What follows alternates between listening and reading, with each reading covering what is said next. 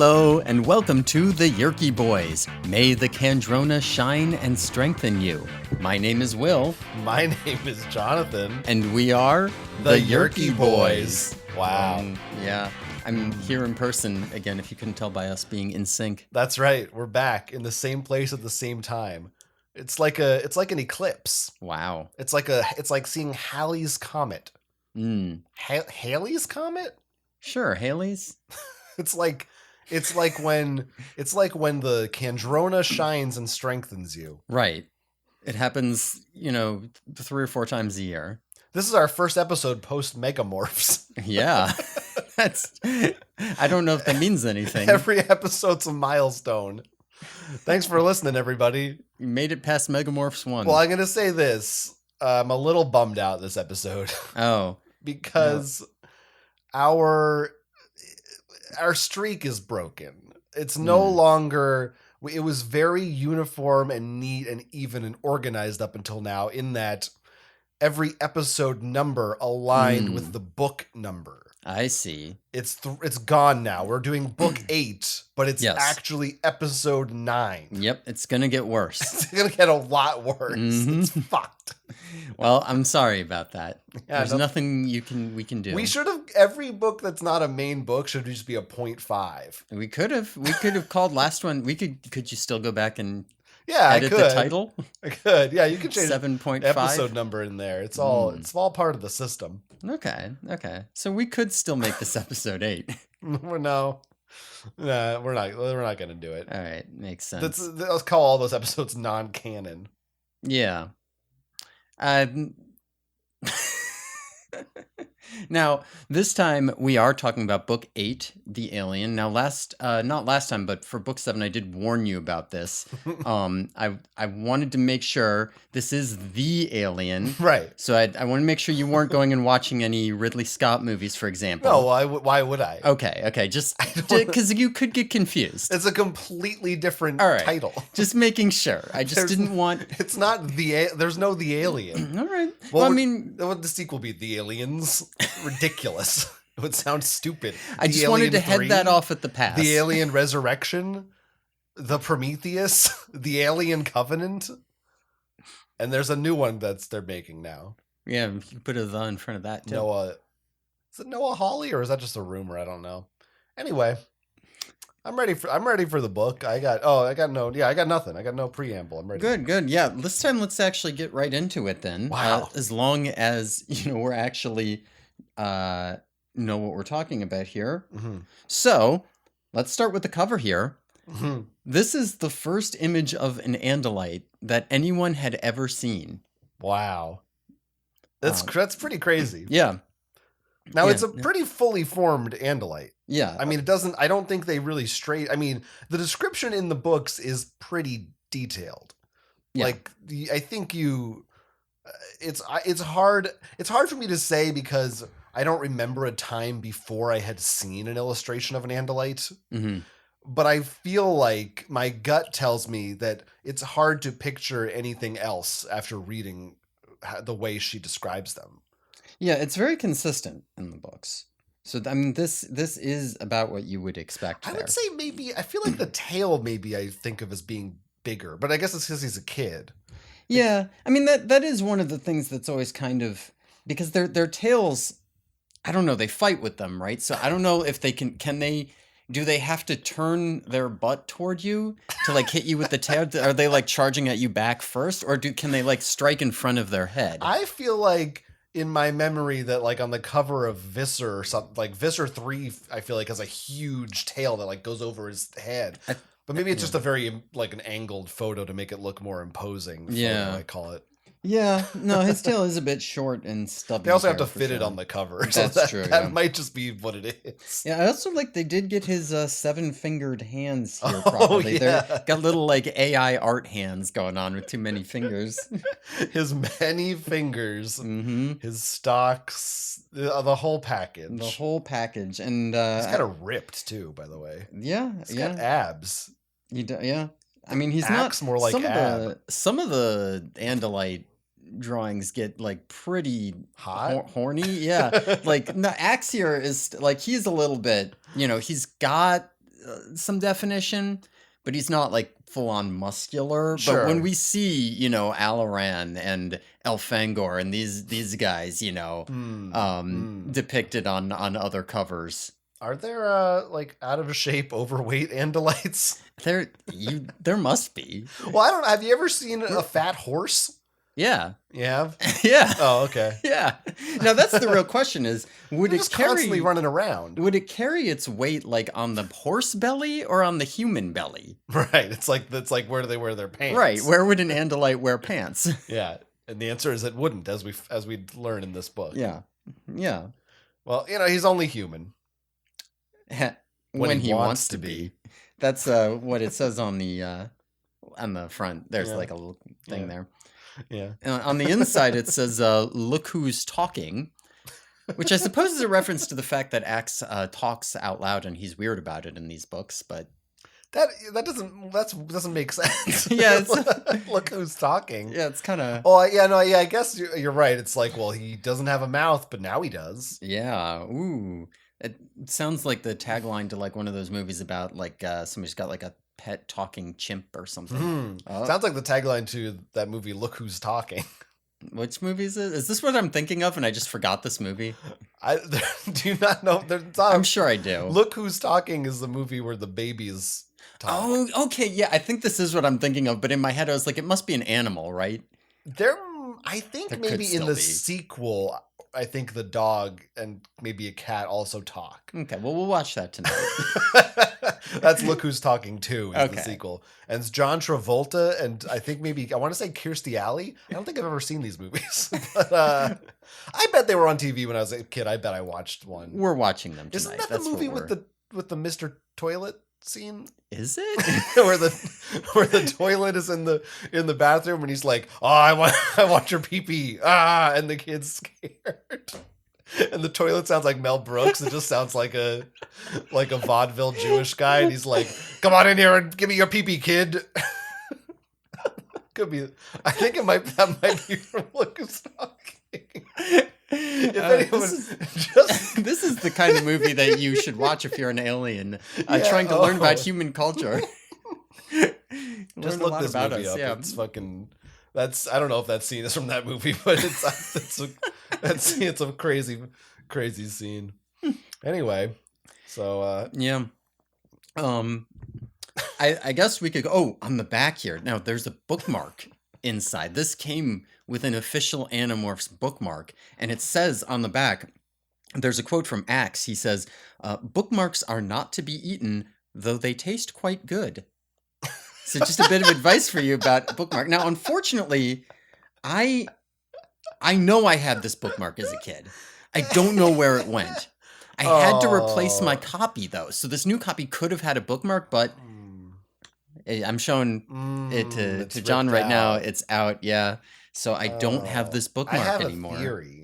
Did you maybe eat it? That could be what happened. Was Axe on it? Do you remember what it looked like? I do remember there was an Andalite on it and probably some kind of quote or something, or I don't know. It was probably like, "Morph into a good book."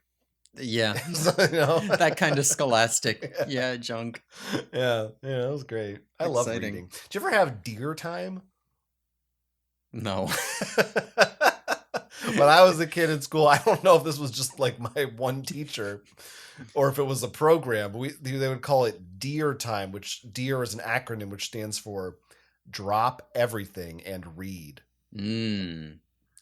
Yeah, we had some other kind of reading program that had some sort of stupid, I don't know, analytic sounding name. I don't even know. It explains a lot about your it sucked. Intelligence. Clearly, your education wasn't up to snuff. Okay, so ready to start the book? I suppose. Ready to drop everything and read? I guess we're ready to drop everything and read, I suppose. Drop everything now. Read me in a comfy nook. Put a bookmark in me. I'm a book. Okay, go ahead. We're starting this podcast later than we normally would. You should be tired. You should be sleepy. I had a big meal. All this energy coming from. Go ahead. Yeah, so all right, so this one opens up a little bit differently from some of the other books. Instead of going straight to the crazy scene where they use their morphs for personal stuff, we see the intro to the series from Axe's perspective. Um, so Axe and Elfangar are on the dome ship together, in orbit around Earth. And, we get to meet Captain Nerafir, who is the captain in charge of the dome ship that was. I forget if did we learn, was that the Galaxy Tree? Is that a different dome ship? I don't remember. I don't remember them saying anything about a galaxy tree. It wasn't in this book, but they might have said it in an earlier one, or maybe it's in a later one, or maybe I'm thinking of a different one. I don't know. Whatever. The point is they meet Captain Nerafir. There's some like playful banter, whatever. There's a Yerk attack. The Yerks are here. But we already kind of know what happens here, right? Elfangor mans fighters, Nerafir mans the helm, and the dome is detached for maneuverability. But it's too late. The fighters are shot down, the bridge is destroyed, and Axe in the dome, plunge into the ocean. All the Andalites die, sure. But we see it from Axe's perspective, which is fun. And Axe reiterates a point that he made last book, but we didn't really know until last book, which is that he has to kill Visser 3 to avenge his brother's honor. Yeah. That gets reiterated quite a few times. Quite a few times, yeah. But this is the first time that we're like, it's going to come up a lot more. So, this is a fun little I like Captain Nerafir. I'm glad we got to meet him. He has a nickname, Old Hoofentail. Yeah, which when I first read it, I thought that was two different people. Oh, yeah. I was like, "Oh, who are Old Hoof and Tail?" Oh yeah, no, Old Hoofentail is him. Yeah, yeah. Axe was calling him that a little cheekily. He doesn't realize he's behind him. Oh yeah. He's like, I don't know how this works because they have stalk eyes and he can thought speak, but somehow he's doing it too loud or something. I don't know. Yeah, it's fun. It's fun. I mean, I was immediately hooked. Yeah. By this scene. Yeah. I read the words Captain Nerafir and I was like, yeah, put that in my veins. Mm-hmm. And then right after that, you get to learn another new vocab word, which maybe you can say it for me. Arist. I guess Arist. Arist. Is how I always said it. I don't know if that's like Eris from Final Fantasy. Yeah, like both versions. It's like Aerith and Eris. Eris. Now, I don't actually know the official pronunciation. That's just how I've always said it. Well, let's just say it different ways every time. Okay, Eris. So this was just like, I loved that it was, I love when it goes full sci-fi. Mm-hmm. I like that stupid shit. I want the stupid names of everything. Yeah. I want all of that. And it's funny, you're like, oh yeah, we know how this happens and everything, but I don't know that I fully, or maybe just because we haven't read book one in a couple of months. Mm-hmm. It's been over 2 months. That's true. And you only read it the one time.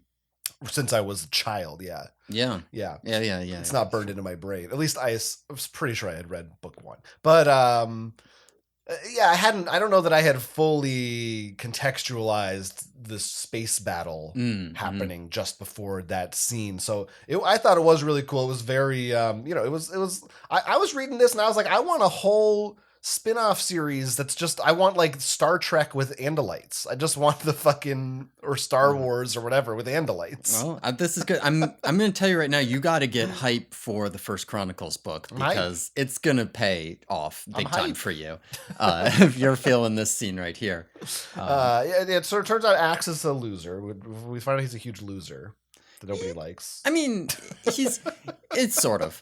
He feels like to put it in Star Trek terms again, he feels like the Wesley Crusher of this ship. Okay. That's the guy everybody hates. I'm not a Star Trek guy. It's Will Wheaton. Okay. He's annoying and nobody likes him. Okay. I mean, he's a baby, right? Everybody's like, he's a cadet.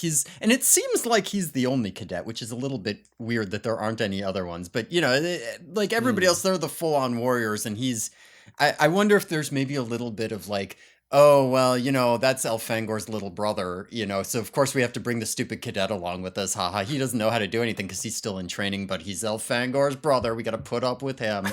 And Axe is like, I'm not fully trained, but I'm still here with the warriors. You guys, can I play too? Please? I do. I mean, it makes sense in the context of it, but I do like Elfangor's like, oh, Axe, you're too inexperienced to come on this. 20 minutes later, hey, you 5 fucking kids. Yeah. You're the leaders now. Yeah. Like, okay, dude. Well, the big difference when the specter of the Reaper is hanging they over your know, head, it like, changes. How they didn't know this was a losing fight. I don't know I don't know.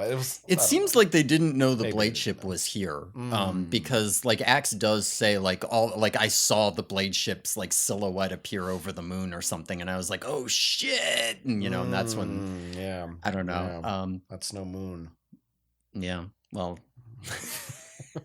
I did, and even again, more Star Trek talk, but they separate the dome from the ship. Yeah, that's very USS Enterprise. That's like a thing they do a lot. Is they remove the part with the people on it. Now, do you have a good visualization of a dome ship and what it? I mean, like, I feel like I do, but I don't know if it's. I'm picturing a big biodome. Yeah, I mean that's basically it's a giant clear biodome Yeah. on like a tiny like long like really like pencil thin ship with engines and a helm, and then resting on the back's the giant dome where they all live. Yeah, I guess the dome, because the dome was well described in book 4. Yeah, but I didn't get as much of the ship. Yeah, they detach it so they can be more maneuverable in the battle, because the dome is basically non-functional for the purposes of space battle. It's there because Andalites are very like in tune with nature and also very claustrophobic, so you can't just put them into a bunch of tiny barracks and expect them to be happy with it. Yeah, I get that. So they like to free range. Yeah. I have one more question before we get to chapter 1. Right. This is for anyone who didn't remember, this is the prologue. I don't know if this actually says prologue or chapter. I might say prologue. Mine it said prologue. Okay, I guess it's prologue. And that again, I immediately was going prologue. Holy shit. Yeah. They don't have seatbelts. They don't have I feel, how did Axe survive? Was he not just, is there gravity tech just really good? Because he crash landed into the ocean just like wide open in a forest, basically. They do talk about, there's like a point where like the ship is blowing up and he's getting bombarded with shockwaves, and he says something about like the artificial gravity in the ship was fluctuating and he was getting knocked down or something. That's some good ass artificial gravity. If you can, even on Star Trek, they're always shaking around the camera. Just he didn't like, not a bruise, like not a scratch. He wasn't like jostled. Yeah, I don't know. He must. I would feel like you would die if with our technology at least. Oh yeah, for sure. I mean, no airbags. Yeah, I mean, the fun thing is that the Andalites they don't have seats. They can't sit down. So when they're in that bridge, like if they're in their fighters, right, and zipping around in fighter jets, they are just standing there in front of a control panel. They're not sitting in anything to brace for impact. It's a little odd. Yeah. All right. Yeah. Anyway, it was a good opening. It was a good hook. Yeah, good, I liked it. Good fun thing, and interestingly, no exposition on what an Andalite or a Yeerk is until chapter 1. So this whole thing, if this was your first book, I don't know what the fuck this is. It's just you're diving in. They don't tell you about thought speak or stalk eyes. They just have them. Yeah, that's how I like it. Good. They do go in and exposit all this stuff to you later, but But getting into the story proper, Axe he figures as long as he's here, maybe he should find out more about humans. That way he can at least be like a human expert when he goes back to the Andalite homeworld. They have done something here. So he's going to go to the movies. They're going to take him to the movie theater, and he's going to watch the first hour of a movie in human morph. And then, he'll have to leave because he can only stay human so long. So they go to the movies. They settle in. Axe tries some movie popcorn, and of course he loves it. They're like, Axe, don't how you get about food, but he tries it anyway.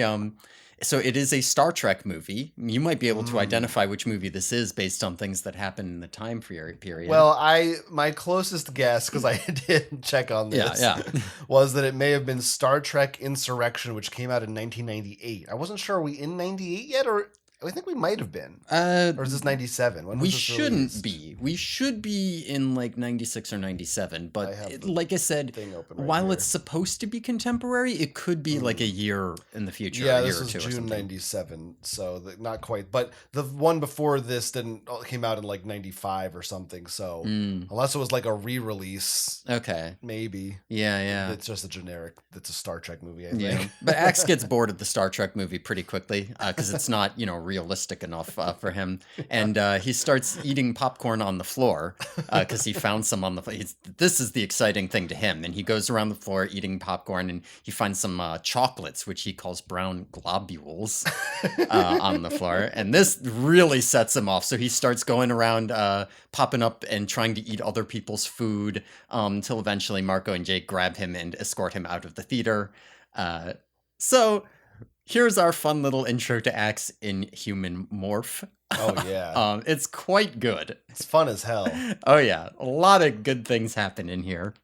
I mean, before we even, I feel like maybe we take a second right now to talk about the conceit of the diary entries. Yes, we should probably just do these for every time I stop. I should read the diaries we go through. That's up to you. But there's Axe. Some of these chapters are headed off with excerpts from Axe's diary, which I guess seems to be written as though it's for an Andalite audience learning about Axe's time on, like, it's like, oh, I need to write up my book so when I go home people can read about my time amongst the humans.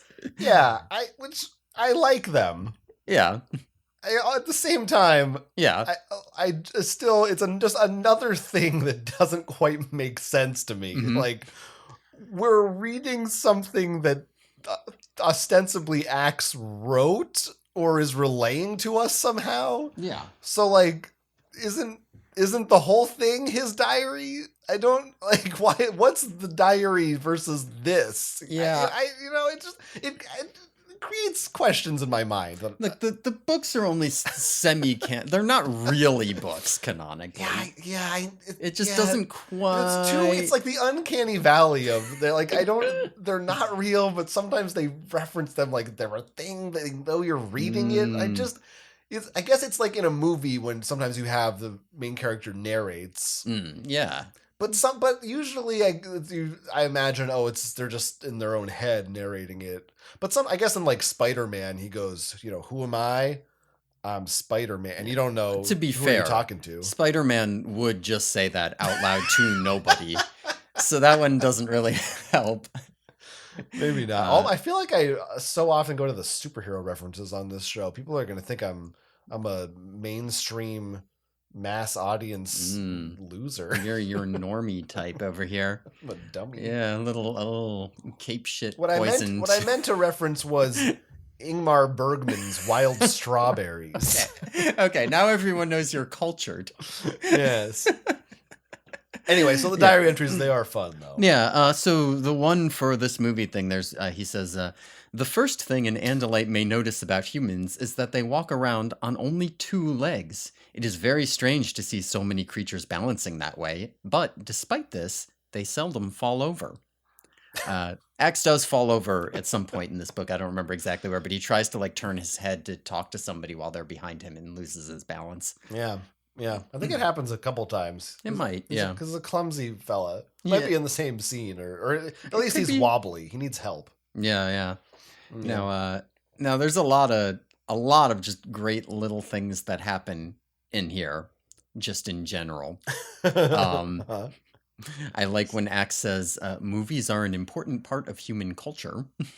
I agree with him on that. For sure. I like when Axe says, in his narration of the book, he says, Jake says something, he says, Jake said, making sounds with his mouth to form words.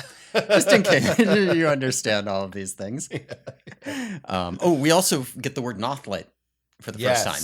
We finally get the Nothlit, which he still doesn't say to anyone else. So none of them know that's what he is called. I suppose not, unless he does it there's a running theme throughout this book that starts here, where Axe keeps expecting Tobias to ask him, like, is there any way I can turn back? And Tobias just never does it. At Yeah. no point in the book does Tobias ever ask him if it's possible to turn back. That is very interesting because I think when we first met Axe, I expected there to, like, part of the hook to be when the Andalites come, Hmm. maybe they can help you, Yeah. which maybe still is possible, but they haven't even had that Yeah. conversation. That's I like that. It's a good, Yeah. interesting character wrinkle. And as a kid, that was always something in my head too, where it was like, yeah, they say they can't, so presumably they can't, but maybe at least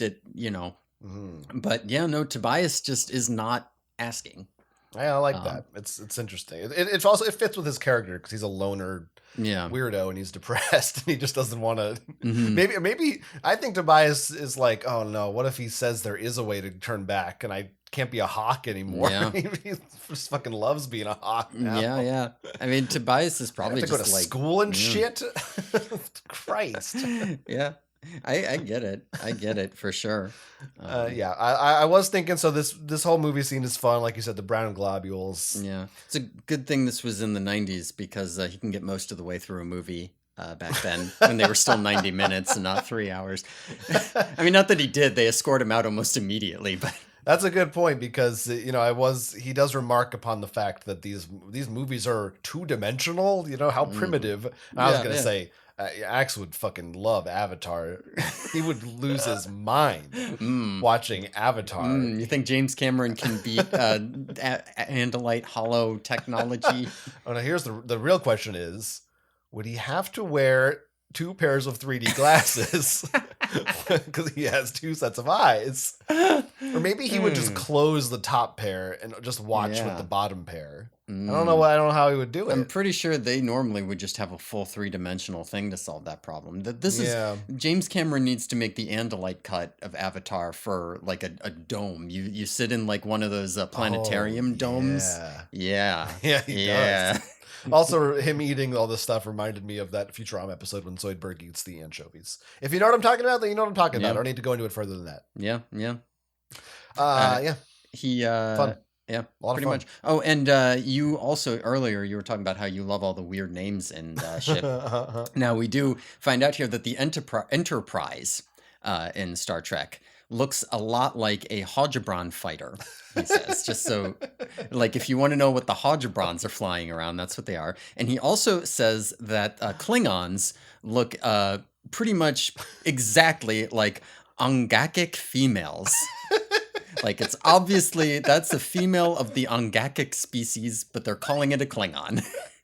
So canonically, like, yes. if there's ever an Animorphs or extended Yes. series of movies or something, you'd have to have just Klingons would be in it. Right. Well, half the species. It's possible the other half, the males, don't look anything like that. Only they can never show the females for copyright reasons. Right. The males are probably just like, I don't know, tiny little dudes or something. Specifically the females.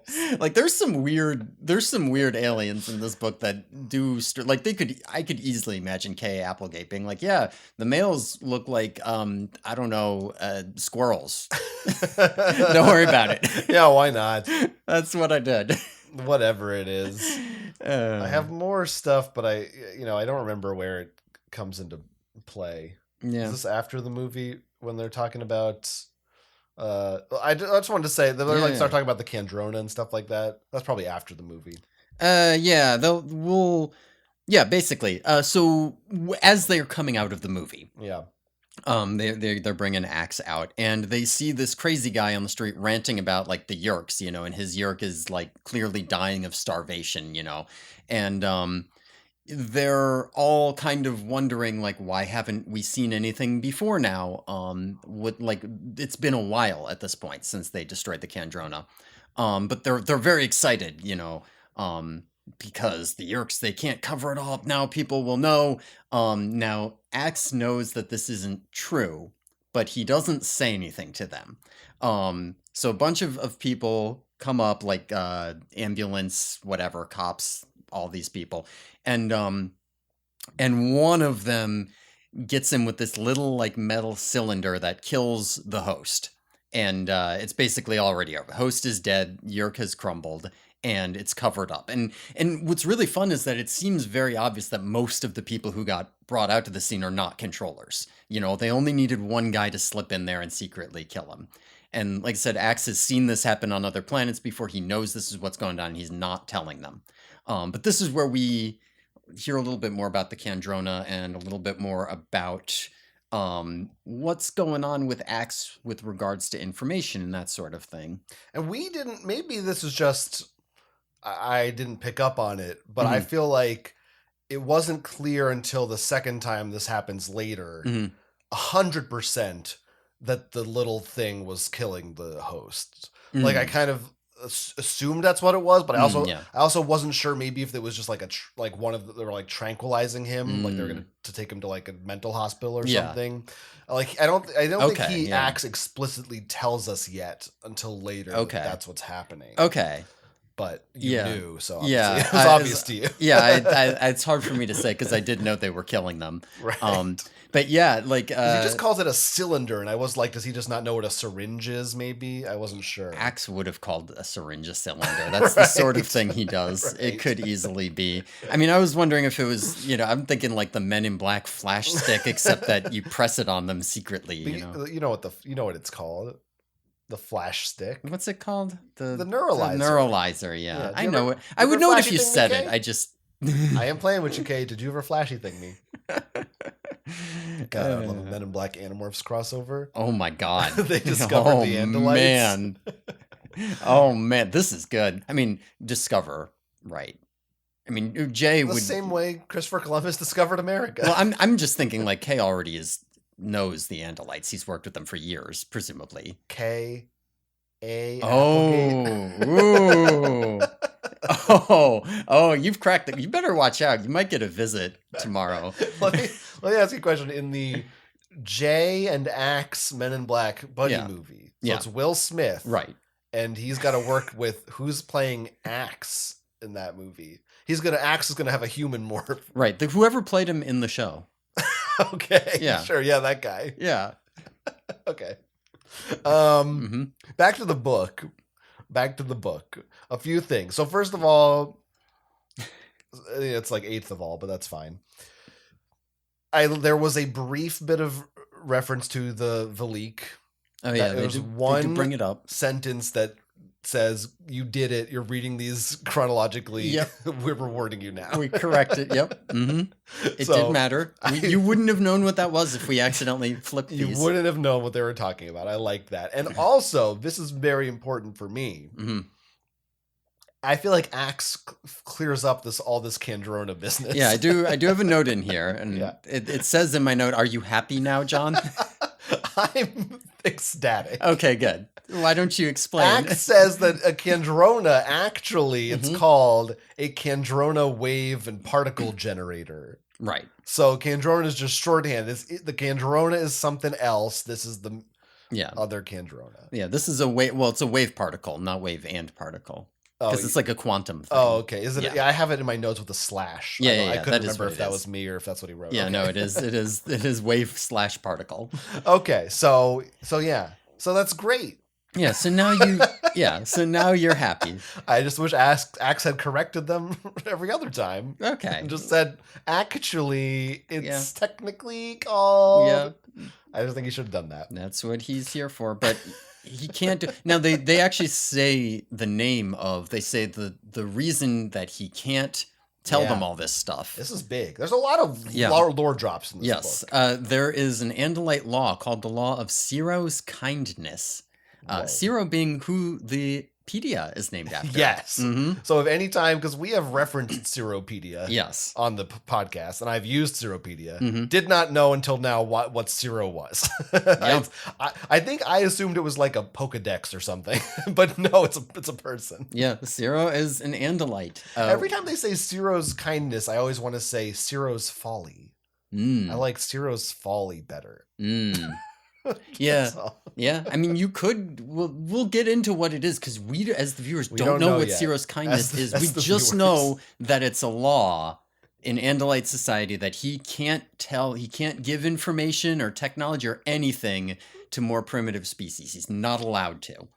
And Elfangor already broke this law, which comes up here too. Like he was not allowed to give them the power to morph.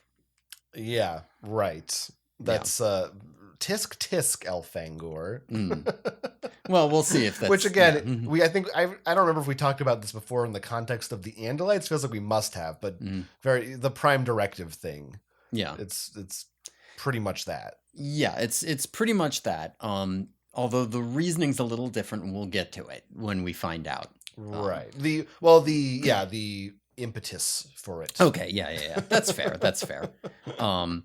Yeah. So I mean the other thing here is that we get I feel like this is like the first time we really have to grapple with like an ongoing ethical dilemma having to do with war.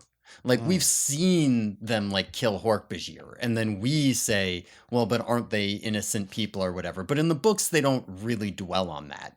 But here, they are gonna start. Well, I guess they don't dwell on it yet here because they don't know that it's true. But we're really looking at it now. We destroyed the Kandrona to hurt the Yerks. A whole bunch of innocent people are going to die because we did that. Yeah. I mean, besides when that teacher was relitigating the United States involvement in World War II. Yeah, well, but yeah, I mean, but that was a weird. That was specifically the Ellimist dilemma, and the whole point of the Ellimist dilemma was that it was a false dilemma. He didn't actually want them to consider it at all. He was just trying to use that as a way to cheat some information in. He didn't give a shit about whether his dilemma made sense. The Ellimist dilemma sounds like what's that other Star Trek thing? When Kirk tries to do the thing. You know, Kirk is always trying to do that thing and he can't do it. Bang the green alien chick? No, he does that all the time. Oh Christ. What's that fucking called when it's the computer? Oh, the Kobayashi Maru. Kobayashi Maru. I do know that phrase, even though I don't know Star Trek very Yeah, well. Whatever. Who cares? I don't know why I said it. I got Star Trek on the brain because they reference Trek so much in these books. Yeah. It's all trekked up in my head. Yeah, she's a bit of a Trekkie, that K.A. Applegate. So yeah, it's yes, we are starting to see those consequences, which that's a thing that's pretty impactful that I might have assumed would just be the way these books have been going. Mostly is they beat the bad guys, yeah, and it kind of does a soft reset, yeah, like you would expect from a book series, which you can kind of pick up from any entry and know what's going on or figure it out pretty quickly. That it's like Power Rangers. We beat Rita's latest baddie, but next episode a new one comes out or whatever. Yeah. But this is like, no, like there's some consequences of these actions that aren't necessarily good. And the fact that Axe, well, I guess we don't know yet, or it hasn't been introduced. That discussion comes later that he knew about this. Yeah. Because we discussed that at the time. I was like, what the fuck happens to all these people? Yeah, and I was like, we'll discuss it this now, book. Now we know. We'll find out. Yeah. Now we know. They die. It's dark. They're getting killed. I don't want to skip this diary entry, though, while we're on the subject of dark moral dilemmas. Okay. The Axe says, there are many dangers for an Andalite in human morph.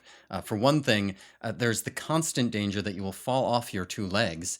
The slightest push and you can topple over, but far worse is the danger of taste. Taste is the sense that can drive an Andalite mad, especially if it involves cinnamon buns or chocolate. Chocolate. Yeah. Yeah. That's pretty good. Yeah. Axe is pretty good. When did that diary entry happen? Doesn't matter. It's at some point in the middle of this section. Okay. Here. I'm just gonna read them as we get. Yeah, that's fine. I think the next one might have multiple diary entries here. Do you remember? Do all the Axe books have the diary entries? I don't think so. Okay. But they are pretty good about keeping Axe's weird things where he does describe what humans do in odd ways, or he just normal actions. Like he's gonna say here, like, here you have to sit, but I already knew how to sit because I had practice. Let me explain to you what sitting is. So they keep that sort of thing. Yeah, I do like his description of sitting. Yeah. Now he is going to, because after they do all the movies, Axe goes to school. Because that's the other part of human culture that he needs to see. And actually, put a pin in this. While he's doing his morning rituals before he goes to school, he gets attacked by a rattlesnake and he acquires it. So he has a rattlesnake morph now. Not important. Anyway. Can I maybe talk about the rattlesnake though? Oh yeah, talk about the rattlesnake. Well, I just wanted to say what Tobias sees him with the snake and he's like, Axe decides to acquire it. And Tobias is like, that's weird. Like, why would you do that? Like, he has this reaction like, what are you doing that for? I'm like, why wouldn't you? Don't you just want to acquire like any animal if you have the chance? Like, I guess maybe because he's a hawk all the time, he doesn't get it. Tobias is a little weird. Why would you not want to be a hawk? Yeah, is that what he's saying? I guess he only acquired a cat and a bird, and then he didn't acquire anything. I'm pretty sure he only acquired animals he wanted to get trapped as. I was like, of course you would acquire a snake. That's like a good one to have. Yeah, it's venomous. Yeah, that's a good one. All right, that's it. Yeah. Well, he goes to the school. There is some good. I don't know. You're skipping this Tobias scene. I feel like there's some good stuff in it. Yeah, there is some good stuff in there. If we want to talk about that, I was just gonna lump it all together. But yeah, go for it. Okay. Well, I didn't know if you were gonna. You just kind of sped right through it. Yeah. Well, he talks about shorm in this scene. Doesn't he? Yeah, he does. He does mull over. So a shorm. I guess we can tell the listeners what a shorm is. Shorm, the literal translation is tail blade, he says. Oh, I missed He says that right in here. And he says it's called that because a shorm is someone who you would trust to put their tail blade up to your throat. And you wouldn't even bother you because that's how close you are. So a shorm is like a true friend, you see. Yeah. So what do you think that we could be shorms? I think I was going to ask you that too and expected you to be like, I don't know. Well, so it sounds like we are. I guess we must be. Yeah. Where's my tail blade? Couple of shorms. Yeah, let's touch tail blades. Kind of like the Na'vi. Yeah. Any chance I get to bring up Avatar in this podcast, I'm gonna do it. Well, when we get to the Hork-Bajir Chronicles, we'll talk about Avatar instead. I think we could be deep shorm. I'm sorry, I feel like this happens before the school thing. Sure. This is my problem is I have these notes. I should start marking up like when they happen. I don't know if I'm ahead or behind. That's fair. I mean, like I said, I was just kind of going to be like, he gets just ready to go on with school. The rest of your school, and then I'll say my bullshit. Whatever. All right, fine. They go outside school. Axe is going to pretend to be Jake's cousin Philip.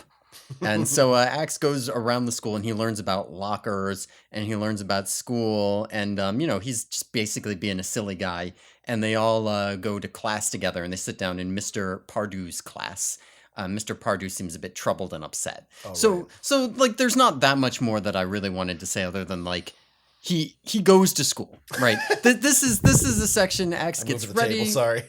You're fucking everything up. It might have made ruining a sound. our podcast. I don't know if it made a sound. I don't know why I even agreed to do this with you. I'm sorry.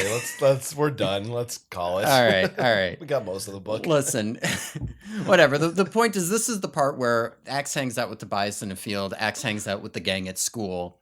He has a bunch of Axe moments. If this were a show for kids, I feel like they would find a way to. Every episode would be Axe going to like this is. Yeah. Do you remember that Alan Strange? That's the whole show. Yeah. Was what if an alien looked like a kid and had to go to school? Yeah. That's the fun hijinks. Except it's just for 2 hours. Yeah, you got to watch out because the Chapman is there too. So that's the extra. Yeah. That's the extra hook, right? Axe can't get sent to the vice principal's office. It's a little Invader Zim as well. Yeah. But I did like reflecting on the fact that in the 90s you could just bring a random kid to school for a day. Nobody cared. Nobody was. Yeah. Now I feel like you'd have to like fill out forms. Yeah, there's no way. You'd have to go through like metal detectors. You'd have to have like your ID. Like all this shit would have to happen. Yeah. They'd call their parents. Make sure he's not coming in to shoot up the place or something. Yeah. And also like just the like, what's your curriculum versus ours? Just be like, yeah, it's my buddy. Whatever. Who gives a shit? They don't even know who's in their class. These teachers. Yeah. Like I'm pretty sure Mr. Pardew here when he shows up is just like just sit down. So just don't like fuck you. He's a little preoccupied. He's a little preoccupied. We will get to that, but there's one. So there's a couple parts here. yeah. First, there's a part where Axe refers, and again, this might have been in the snake scene. He refers to the fact that he acquires Andalite animals as opposed to Earth animals. Yeah, that it's a little dumb. She should have named the stupid homeworld. I thought maybe Andalite animals, maybe Andalite is what they call their homeworld. Now that's probably not canon, but maybe my headcanon, I kind of could be okay with that. It would make more sense, the way like we're Earthlings. Yeah, like they're just like we're Andalites who come from Andalite. It would make more sense if they were like Andalites from like Andalo. Yeah, but I feel like aren't there examples where you're just called like a sure. I don't know, a Pennsylvanian's pretty close to Pennsylvania's. Yeah. I could see it. I don't know. I thought that would be nice. Now there is a part here, and I wish I could find it. Oh yeah, here it is. when he's heading to school and he realizes how beautiful Rachel is. Oh yeah, he does. He does. He says, when I'm in human morph, he can tell. Oh, but he also says that girls think that Marco is cute, but he can't tell that when he's in human morph because, like, gotta make sure right? He's not gay, right? Like, he's not. Well, it makes sense because he acquired the DNA of although he did also acquire the DNA of girls who are straight, presumably, and think Marco's cute. Yeah. So, yeah, he should kind of think he's cute. I think he should think Marco's cute. But yeah, it does feel like we need to make sure Axe is straight. Yeah, that it's definitely an artifact of the 90s. I feel like if they wrote this today, there's no question that Kay Applegate and Michael Grant would have been like, Marco's very cute too, I can tell. There's no question they would have done it. Yeah. That's just how it is. Now, I'm wondering if that Rachel being cute thing he got from Jake. Absolutely. That's the problem here. Yeah, no question. That's blocking all his ability to see Marco in any other way. The Jake genes are too strong. Yeah. Oh, let's be honest. Everyone thinks Marco's cute. It's true. His fucking eyelashes, dude. Yeah, he's just a gorgeous. They are dreamy. Those eyelashes. Mm-hmm. Long. Silky lashes. It's kind of like how Tobias is so into birds now, right? When Axe is an Andalite, he can't tell, but when he's a human, right, he sees how pretty everybody is. Tobias, this is why Tobias had such a crush on Price Cut Polly. Wait, who's Price? Oh, right. Right, you remember Price Cut Polly. Right. It took me a second to bring that back, but it's, Yeah. I do now. Okay, good. Now. I'm glad you remember. So they have a normal day at school and nothing goes wrong. Yeah, I mean, I was want to talk about all the great little things that happened at school, honestly. I like when Axe asks where all the small little doors lead, and they tell him, nowhere, those are lockers. Mm-hmm. I like when Cassie spins a lock on her locker, and he asks her if that's a ritual that she's performing. I like when he sits down at his desk, and he remarks, sitting at this desk is unpleasant, and some random student goes, you got that right, dude. There's a lot of really good little moments here. Yeah, there's some. He's sort of a fish out of water. This guy. Yeah. It's pretty funny. Am I making too much noise with my chair? I feel like it's making noise. I don't know. I'm trying to sit. You need to stop fussing. Sorry, everything is okay here. Yeah, no, there's a lot of good stuff. Does Axe go back to school ever again? He must, right? He's got to. I wanted it. It's definitely not important if he goes back to school, but it's just it feels like it's the bummer of the fucking 2-hour limit. Like he should. I wish he could just be, Jake's cousin, like all the time. Like you don't know Jake's cousin, but he's from Canada and he comes to school every day. You got to be careful though, because then they'll be like, "Hey Tom, your cousin's in town." Well. Yeah, I guess he would just say, and then Tom would be like, what do you mean? Yeah. Jake, what's going on with this guy? This guy who's clearly an Andalite because he keeps playing with his words and yeah, that could be awkward, I guess. Well, it was a thought. Yeah.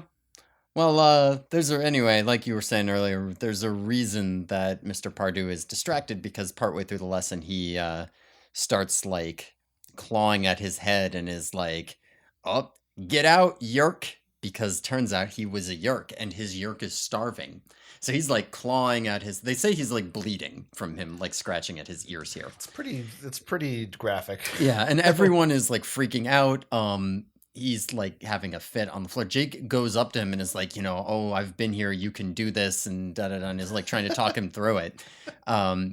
And then Chapman bursts in and kicks everybody out, and he's like, everybody outside, and Jake looks like he's about to get into a fight with him almost, and he's like, oh, he's gonna get better, right?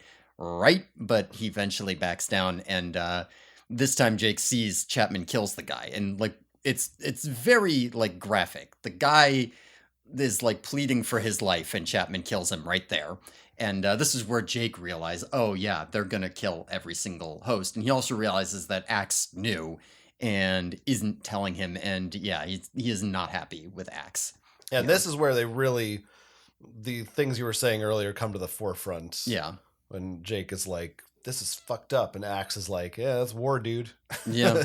What's your deal? Yeah. What'd you think we were doing, man? Well, he knew they didn't think they were doing it, I guess. I don't know.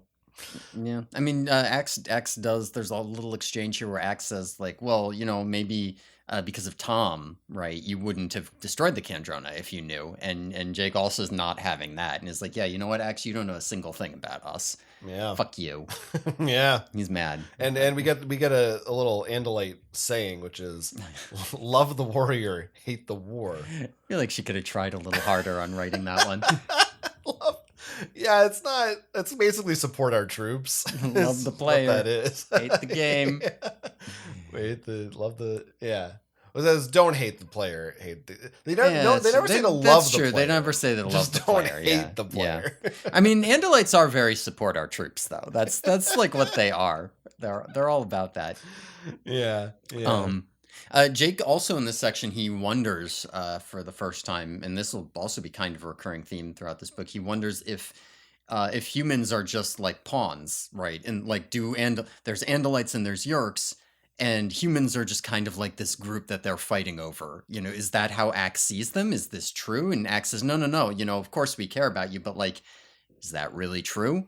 Are humans actually? Do the Andalites care in any way if the humans are conquered? Other than that, it makes the Yeerks stronger. Maybe we don't know if we can trust this alien we've known for 3 weeks. Yeah, right.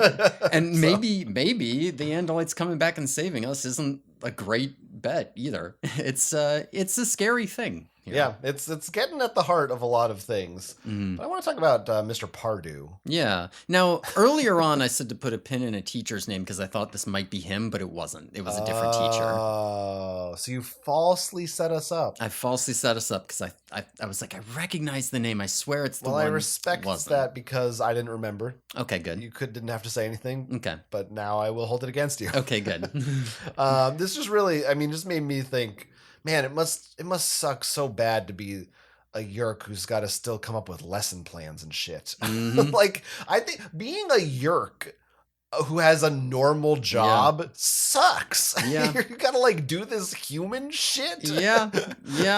and like that sucks, man. Yeah. I mean, so boring. Can you blame Visser 3 for being all like, why don't like just let's fuck it, Yeah. blow everything up? Yeah, it's so that's just a shame. I feel bad for him, and Chapman really just, it feels like he does not take a lot of care to make sure no one is watching as he casually murders a teacher. Yeah. Well, I mean, nobody knows what the cylinder is. You just like, what do they think he's like? Jake's like looking right at him. Yeah, I mean, it is jabs him in the neck. At some point there, even without this, it's going to be like, and then the teacher had a mental breakdown and he died. And who was the last person with him? Chapman. Chapman kicked everybody else out and he died. Well, presumably they have Yeerks in the police force. They cover that up or whatever, I guess. Yeah, they're like 1 in 10 cops have to cover up for. They have the whole funeral home too, in the forensics department maybe. But and Jake too. I mean, Axe is kind of mad at him. I think rightfully so, because he's like, why are you?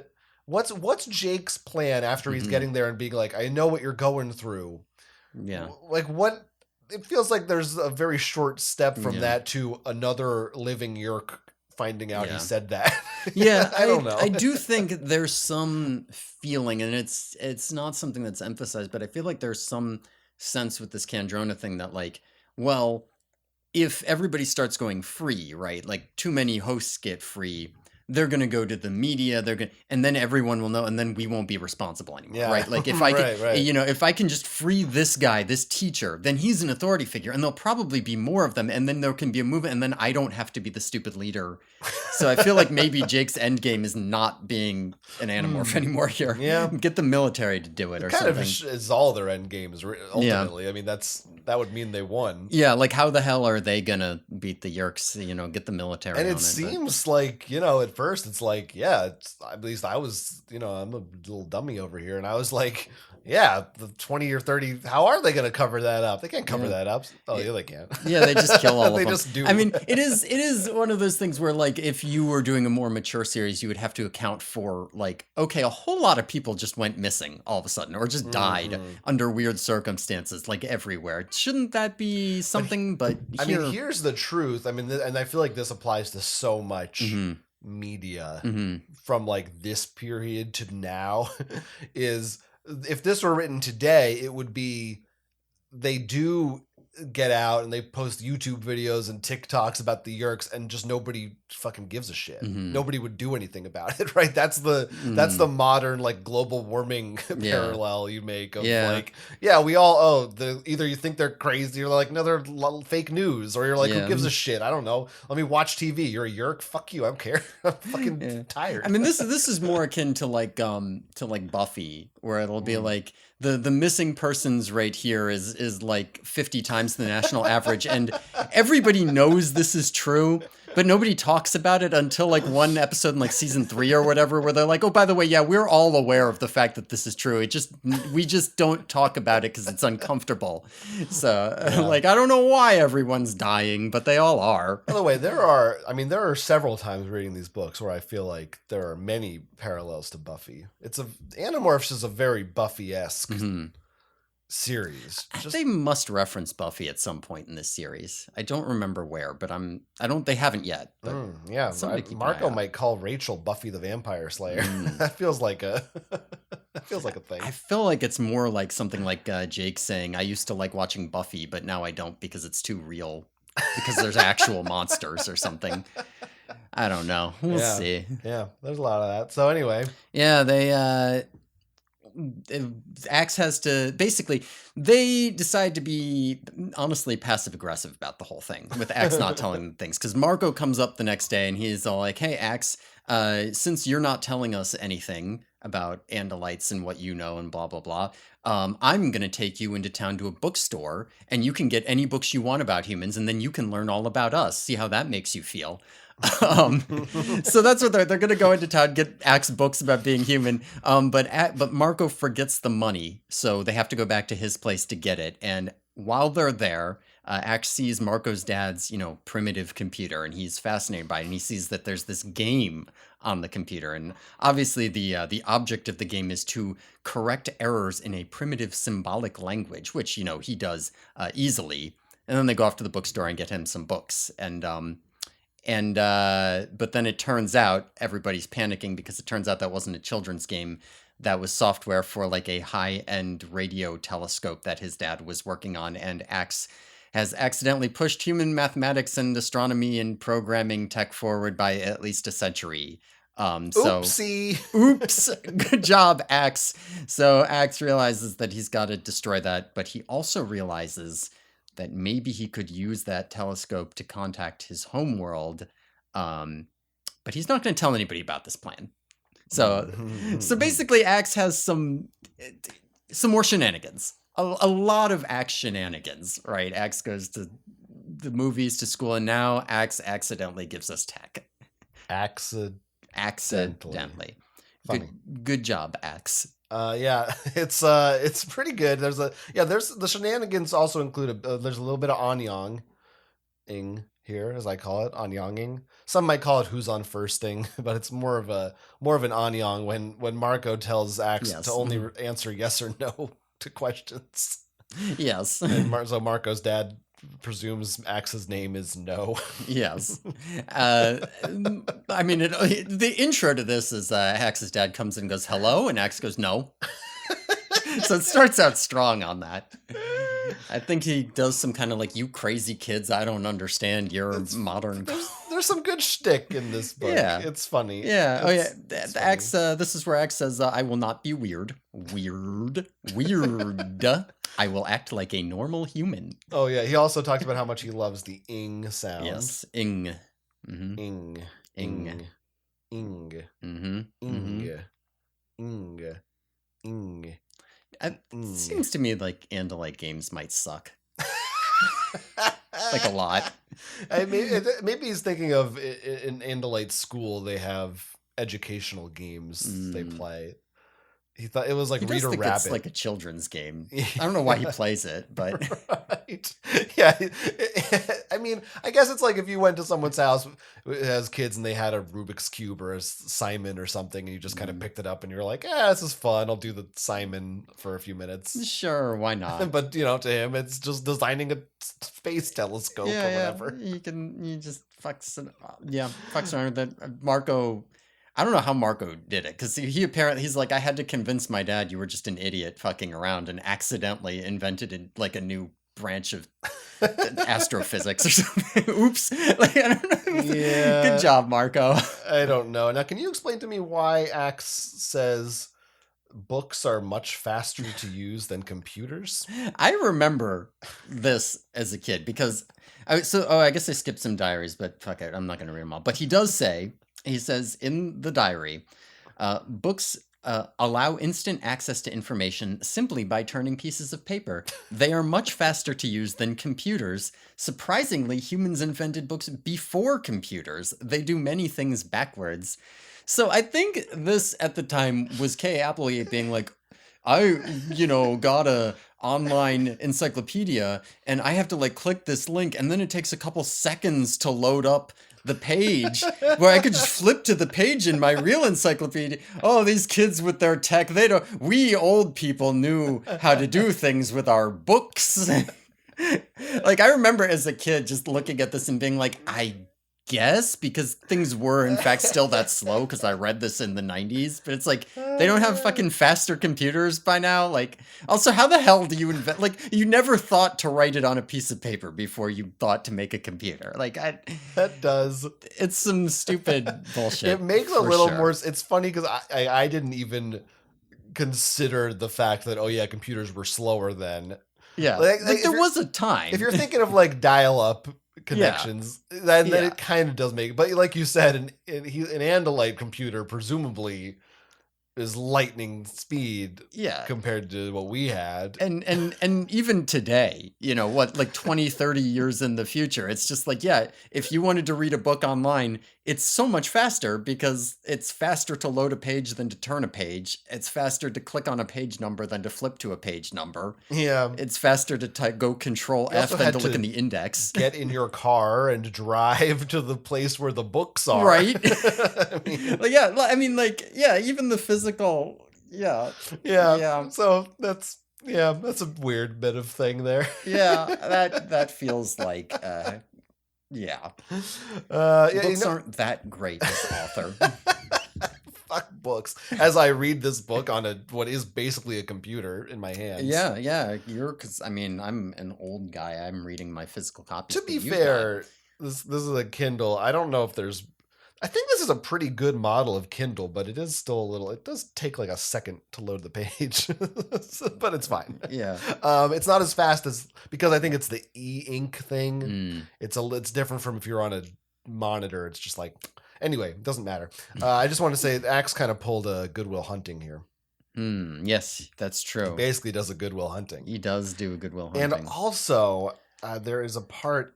No, I think it's later when they confront him about it. Mm-hmm. But are we there yet? Are we kind of there yet? Maybe. Why don't you just they do confront him about it. Yeah, go to the. Let's get to the confront. Oh no, they confronted him here. Oh, they did. We're at that part. Yeah. They like it was like I said. Marco's like, "What the hell did you do?" And he's like, "What?" Yeah, Axe knows what he did. Yeah. Right. There was a part where they ask. Axe asks Marco, "What is a radio telescope?" Oh yeah. And Marco says, like, I would know. What am I, a science teacher? I just want to say, for many years of my life, I have, at one point, maybe it was in high school or college, I decided that I would try to force a catchphrase for myself. And I've peppered it in at various times throughout my life when I thought it was relevant. I don't know, it's never really caught on. But this is but that the thing I would sometimes say is, what am I, a scientist? Yeah. That's a real I don't know if you've never noticed me ever saying that before. I think you have. I don't know if I've noticed you say that. That does sound like something I've heard you say. Yeah, and it's not really, I think it's funny to me because it's not that funny. So the more that I say it to myself, that like makes it funny to me. Yeah. And so just giving you another example here of how I am Marco in That's real good. life. I'm happy for you. Thank you. Yeah. Yeah. Marco or Axe also here mentions specifically that humans are about however many years from achieving faster than light travel. Yeah, no, he does say that within like the century. I did the math on it. We're about 25 years away right now, according to Axe. Okay, yes, this is like 50 and 25. Yeah. Although, I mean, I have FTL on Steam. Good job. I'm proud of you for that one. Yeah, but yeah, Axe does it's a game. Make some There might be non-gamers listening. Yeah. Non-gamers might. Steam is a platform for games. Axe does make a number of points about how quickly humans have advanced relative to Andalites here. He says that it was only 66 years for us from the invention of flight to when we reached the moon, which he says is it took Andalites 3 times longer. He says it took us only 49 years to go from the discovery of radiation to the invention of the atomic bomb. So, you know, Axe is impressed. He says, like, we are moving quickly as a species. Yeah. We're an impressive species somehow, I guess. Yeah, even though he says Andalites are better. Yeah, he says Andalites will always be better, of course, of course. Andalites are kind of, the Yerks are kind of right. They're pieces of shit. Yeah, no, he's a bit of a chauvinist.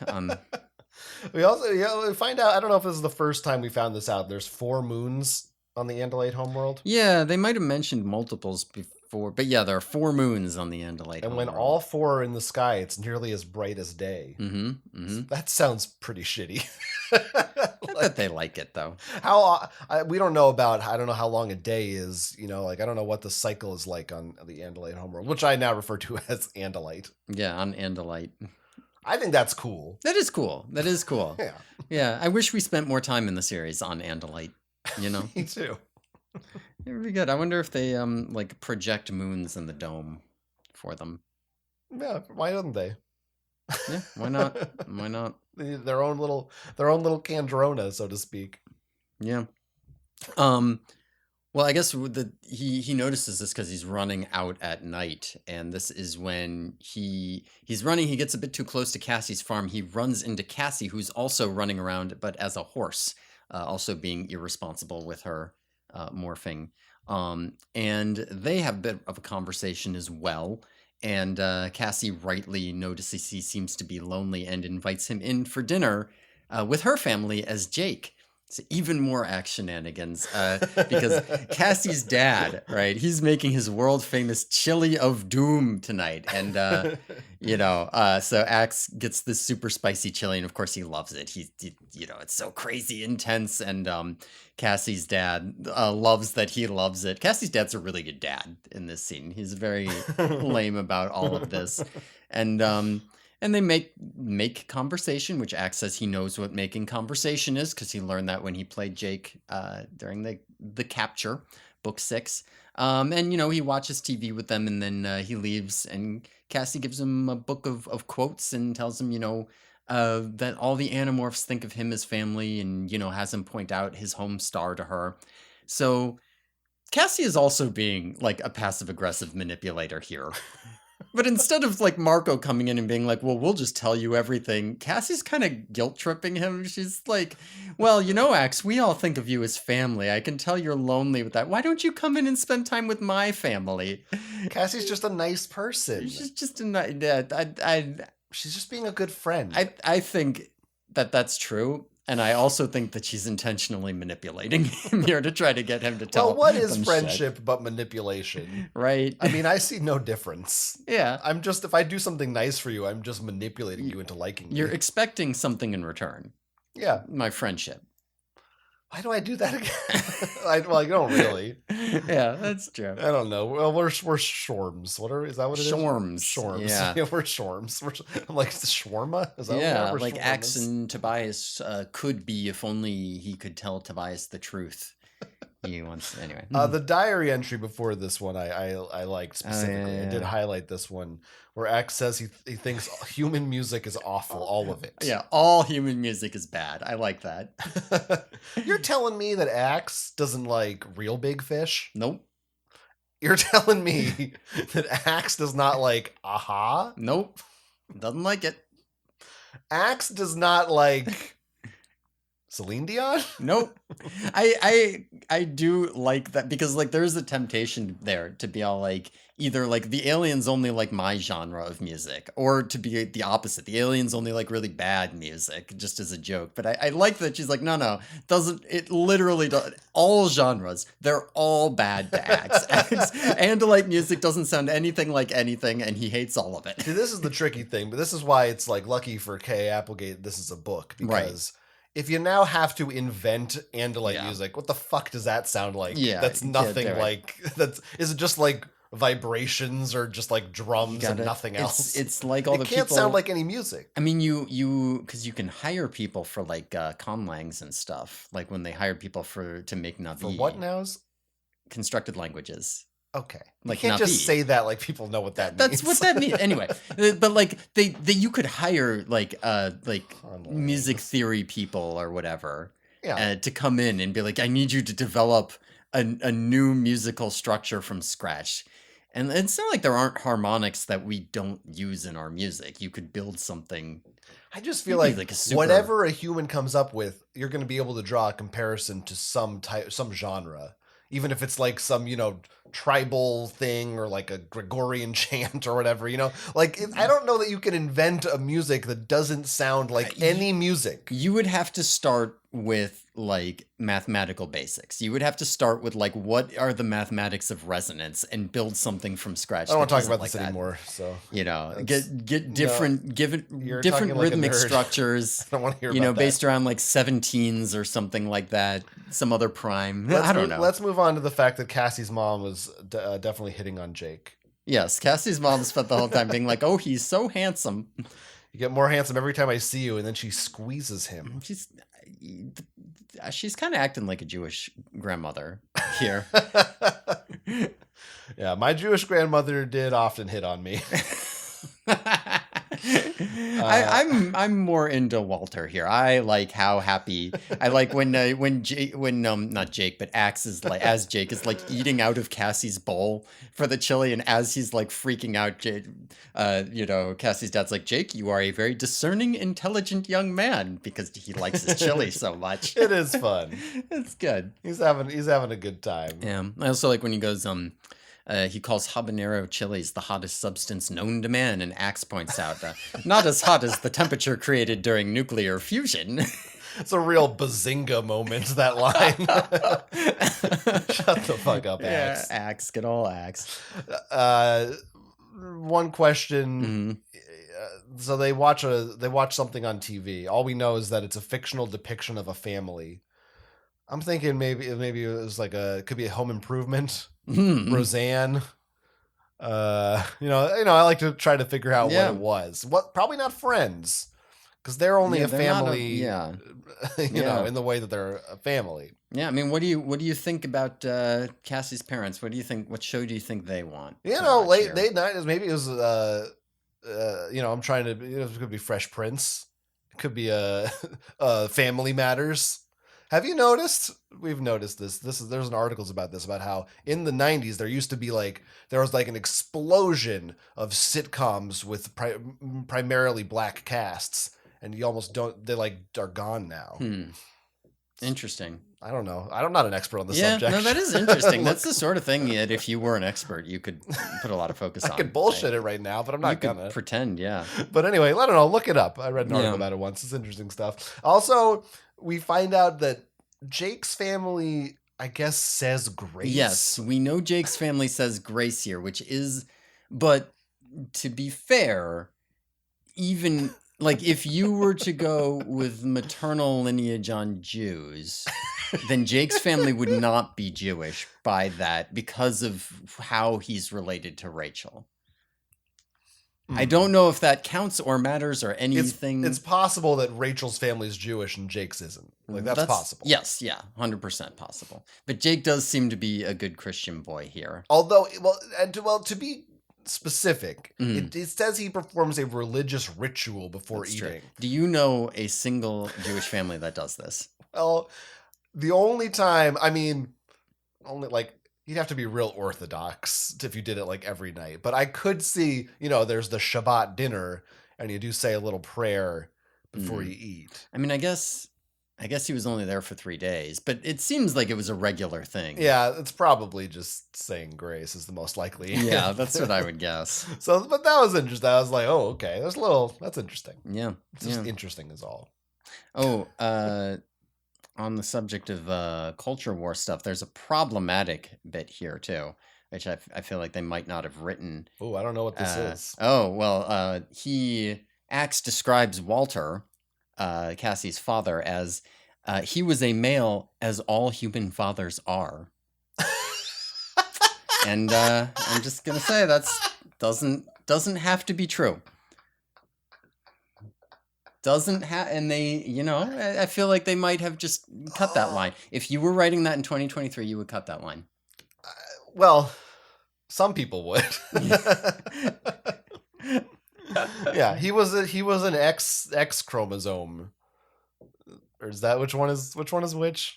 Yeah, you can. I don't fucking know. Yeah, that's fine. You don't need to know. Who gives a shit? It doesn't matter. All right, so yeah, it was a lot of fun this visit. Yeah, I mean, this is most of the book. Before we get to any real plot, is just Axe doing more and more Axe shenanigans. Well, right? I think we're basically at the plot. The Yerk stuff that's happening in the background is a pretty good. Yeah. And really, it's like Axe's character development is basically the plot of this book. That's the narrative, the driving force here. That's true. But yeah, there is a plot. There is a, I feel like there's a better word for it. There's a MacGuffin. There's a there's a thing that's like will be done that will be the climax of the book. Yeah. Yeah. So this is where we're doing this because Axe is going to go out to that radio telescope and he's going to use it to call home. Before he does any getting rid of the software, he's going to call home there. So he gets Tobias to come spot for him. And he gets him to promise he's not going to tell anybody, about it. So he and Tobias fly out to this radio telescope observatory thing. And he goes in and, he rewrites some software to make the thing work, blah, blah, blah. And he calls home through this Z-space transmission. And he speaks to Ithilarin Halas Karain, who is assistant to the head of planetary communications.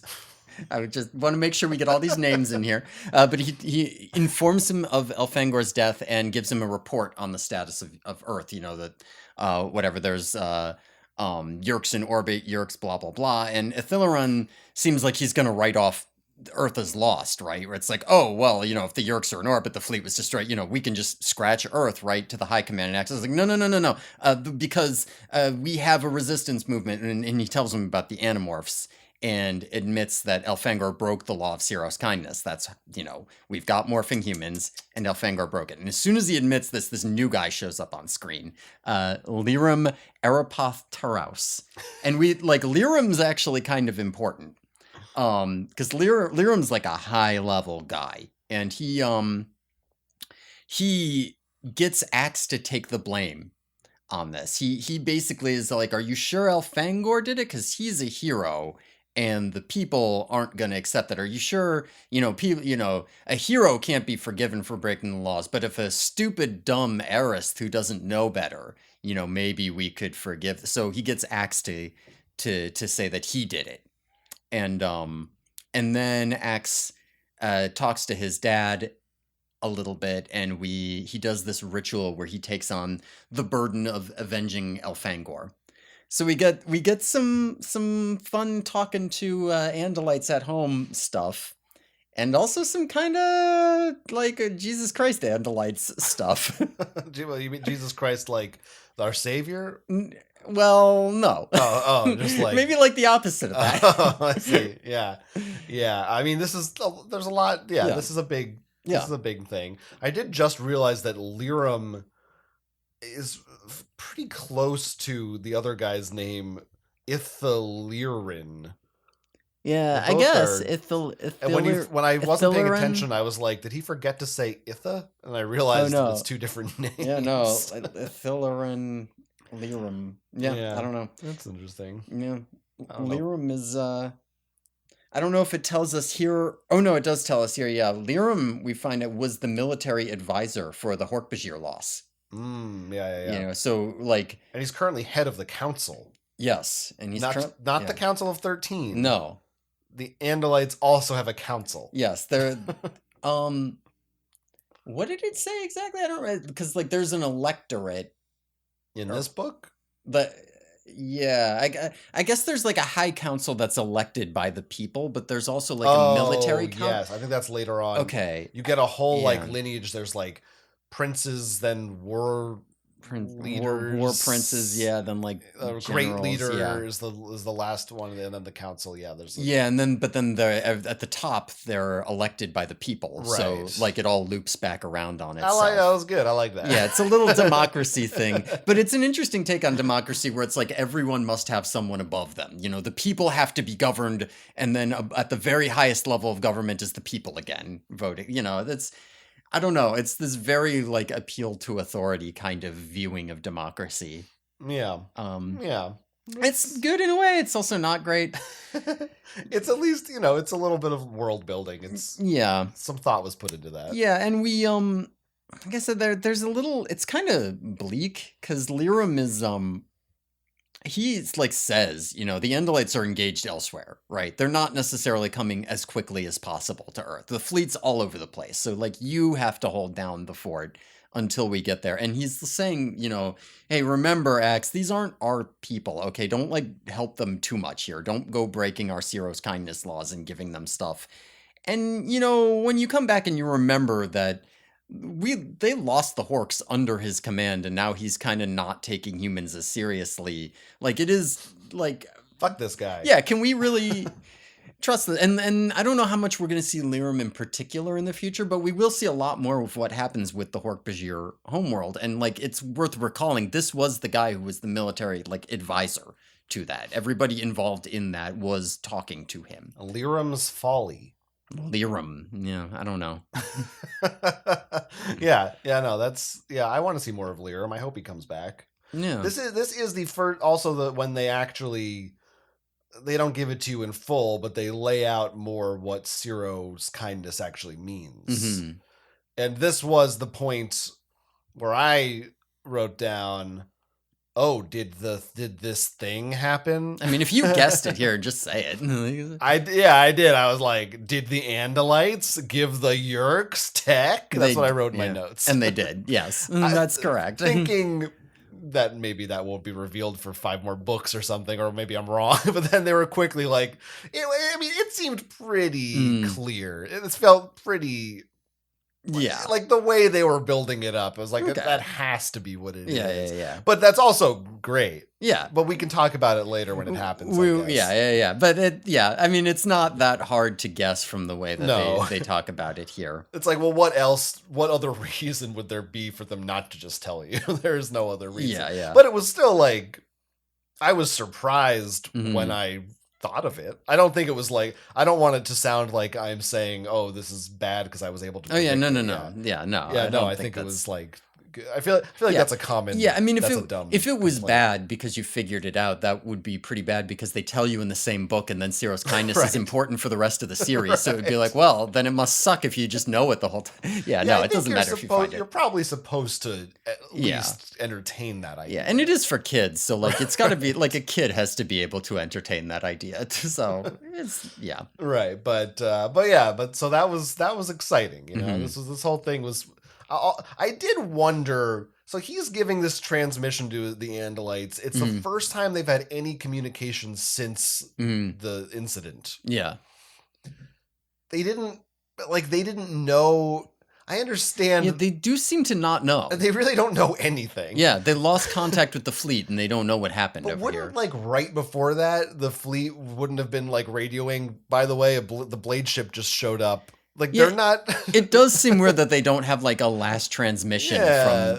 from the a dome. black box or something, you Yeah. know, like they are so in the dark. It's weird. Yeah. They didn't send a search party or a I mean, sending a something? search party is something because a scout. I don't know. it does take zero space is weird. It might there will be times where it'll be like, yeah, it takes a month to get through zero space, unless zero space reconfigures, in which case it takes 2 years or something like that. And I don't know what that means or what's going on with this, so they might not have been able to. I guess it's the easily. same reason they haven't come back to at all. Like they Yeah. keep saying it's going to take a year or two or whatever. Yeah. Yeah, and that's they're doing fair. other things here. It was a little weird, but other than that, Yeah. it made sense. Yeah. Oh, we get the names of Axe's parents. We don't find out which one's his father, which one's his mother, and I forgot to look that up, so we can make guesses. But his parents are named Norlin Serenial Kuraf, which you'll notice Serenial is Elfangor's middle name, and Forlay Escarouth Maheen, which Escarouth is Axe's middle name. Wow. So I guess we can infer a little bit about naming conventions among Andalites. Do we know here. it's a mother and father? Maybe it's two fathers. Yeah, we don't know. Also, we find out his father's nickname for him. Yeah. Aximili Kala. Aximili Kala.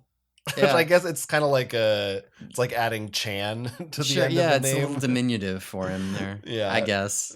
That's cute. We Andalites. didn't mention it before, but we did find out that Cassie is an Estrine. Yes. Another bit of lore words. Yeah, and Estrine is somebody who can morph real good, which is an art form on Axe's world. Yeah, Axe seems a little bitter. He's not as good at. Yeah, Tobias kind of makes fun of him. yeah. No, I think it's like, why do you suck so bad at it? I think Axe has a lot of issues. There's like a point in here where we like flash back to him as a kid. And it's like, even when he was a small child, Elfangor was already a hero. And he's like, I was basically an only child, and I felt like I was clearly the most important person. And then Elfangor shows up, and he's a great warrior, and everyone loves him. And I'm like, oh. Yeah. Oh. He's got a bit of a complex. Yeah, I think Axe does feel like inferior a lot and like wants to be seen as something, you know. I like him. For sure. I like him. Yeah. I think this book does a lot to give him depth. Mm-hmm. Before this, Yeah. really, he was guy who eats food and doesn't tell you anything. And he misses his brother, I guess. But yeah, I guess. Yeah, but now he's all wrapped up in it because he and like that. I almost wonder how much of that, because they have all these rituals, right? It's like every morning you have to do the ritual and, you know, to the blah, blah, blah. And it feels almost Pledge of Allegiance-y, where I'm like not sure. Do all Andalites take it that seriously, or they just kind of do it? And it makes me wonder if this, like, you have to avenge your brother's death or you will be dishonored. If that's like a thing they always say. Everybody says that. Right. Nobody's really going to hold it against. But Axe is like, no, I have to do it because otherwise I'll be the loser, idiot younger brother who can't do anything right. I'd like to think of it as maybe Axe he's homesick. So he's kind of putting more effort into it because he's like, what if I'm like the last Andalite or something? He doesn't know. Maybe I got to uphold our traditions. Yeah. And he does definitely, that's part of him learning about humans too, is him being like, when I go back, you know, everyone's going to be like, what did you do on Earth, Axe? And I'll be like, nothing. So I better at least be able to give him a book. I gave some humans our tech. Yeah, that's all. Sorry. Yeah. Yeah, I'm sorry. Axe's kindness. He talks later. He's like, if humans turn evil, it's going to be Aximili's kindness. Yeah. All the stuff was good. I liked the ritual. I liked the idea of him having to kind of take the blame, the burden. It made sense to protect his brother's reputation, basically. Yeah. And because, like, since he's just a little arithmetic, it doesn't matter if everyone already hates him, so it's like, who gives a shit? Yeah. Poor Axe. Poor fella. Whatever. He's going to be a warrior. By the end of this series, he'll have seen more battle than most. He won't. By the end of this series, he's still going to be an Arist because he'll never have been promoted, but he'll have seen more battle than like most Andalites in the army because he'll have been fighting nonstop for years. But anyway, Right. he's talking to his parents when he gets cut off. There's a Yerk there who's holding him at handheld Dracon point.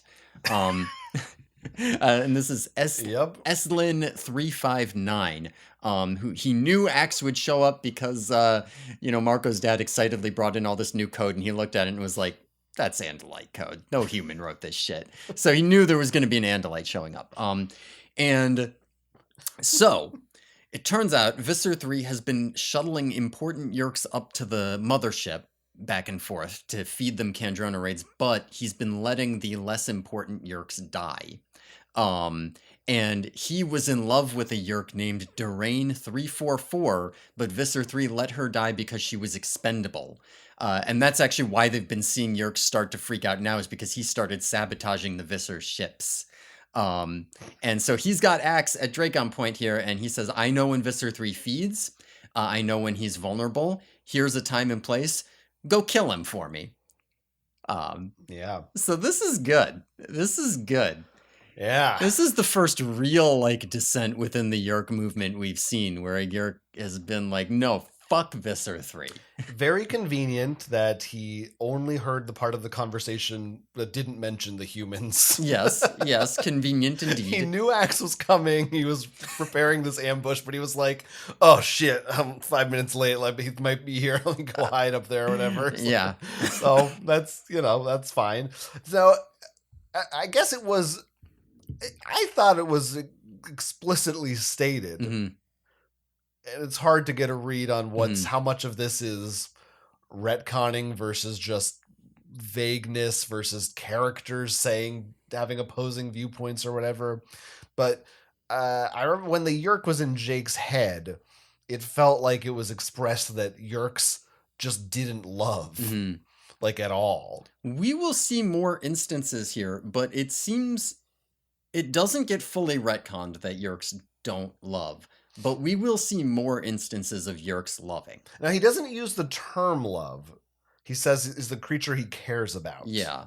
I think that Yerks in their natural state, this is my theory, is that Yerks in their natural state don't experience love. But the lines between Yerks and host are not as clear-cut as we might want them to be. And if you spend a lot of time inhabiting a creature that can love, you will start to feel love yourself because those neurons are connected. They're doing stuff to each other. It's also possible that Yerks in this military high command don't have a concept of love because it's not taught to them, because it's not militarily important. But Yerks are biologically capable of it.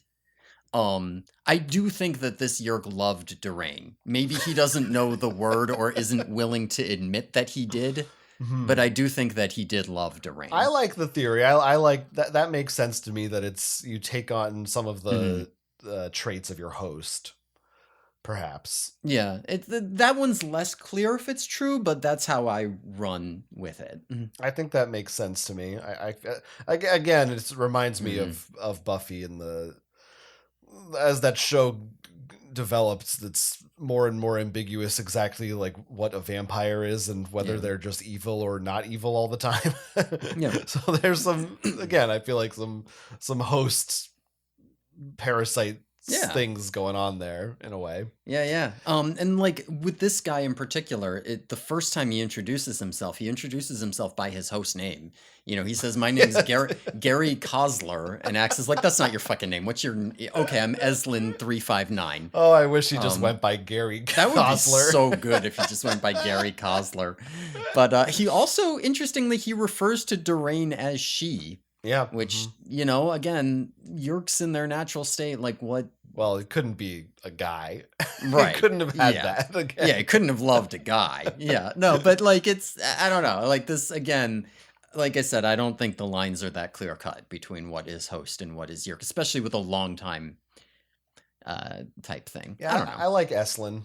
Eslin's good, yeah. And again, this scene was it had me on a bit of a ride. I didn't know what the hell was going on. Yeah. I was excited. It was suspenseful. I was like, and then he's like, I'm not going to kill you. And I'm like, huh? Yeah. Oh, what? He did what? Yeah. Oh, he's doing what? Yeah. He wants to kill Mr. It's good. It was good. It's good.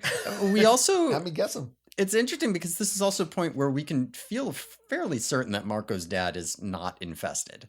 Like, if a Yeerk can look at that code and know Andalite, and his dad can look at Axe being a fucking weirdo and then see him write that code and not think Andalite, he must not be infested, right? Yeah, that's true. Although maybe he's high risk now because that's how you test it. Yeah, like you might be all like, okay, who's this guy? He's either brilliant and we need to get him, or he's in contact with Andalites and we need to get him. I don't know. Yeah. But like I feel like that's something to think about. Yeah.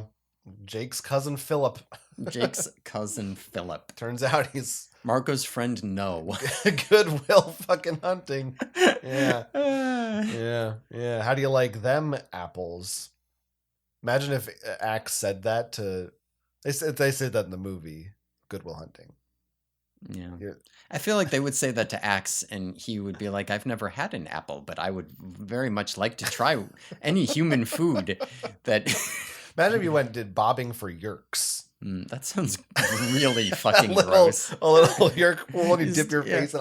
You stick your face in and see if you can get infested. Yeah. Who can get infested by the biggest Yeerk? Oh, maybe it's like Russian roulette. It's like you got to stick your head in for 30 seconds, and if you get out, like, oh, I didn't get one. Then you keep going to one of you. Oh yeah, there's one Yeerk. Everybody puts their head under at the same time. Yeah. You see who it goes to. Yeah. Oh, now the real fun part is that you don't know. When they come out, you have to determine which one of you got the Yeerk.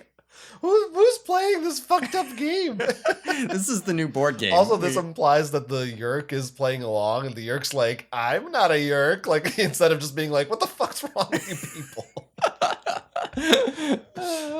Yeah. It's good. I don't know. We just invented a party game for no one that makes no sense for people that don't exist, but I liked it. It's for us, the Yeerky boys. Yeah. You're right. Whatever. So Axe shows up at the barn, and after all this, because he does all this, he's like, okay, I guess, Visser 3, whatever, blah, blah, blah. Whatever. They move on. Boring. Axe is at the barn, and everybody, or maybe he's in the woods, I don't remember. Everyone's coming to yell at him about keeping secrets. Tobias, they figured out Tobias did some shit with him, but Tobias isn't even telling them what he did with Axe, and now they're even madder, right? And, whatever. Axe is like, no, I'm just a kid. I can't break the laws. Nobody's having it. And Jake says, whatever, Axe, you can't be an Animorph with us if we can't trust you. And so Axe is going to have to go off alone to face Visser 3.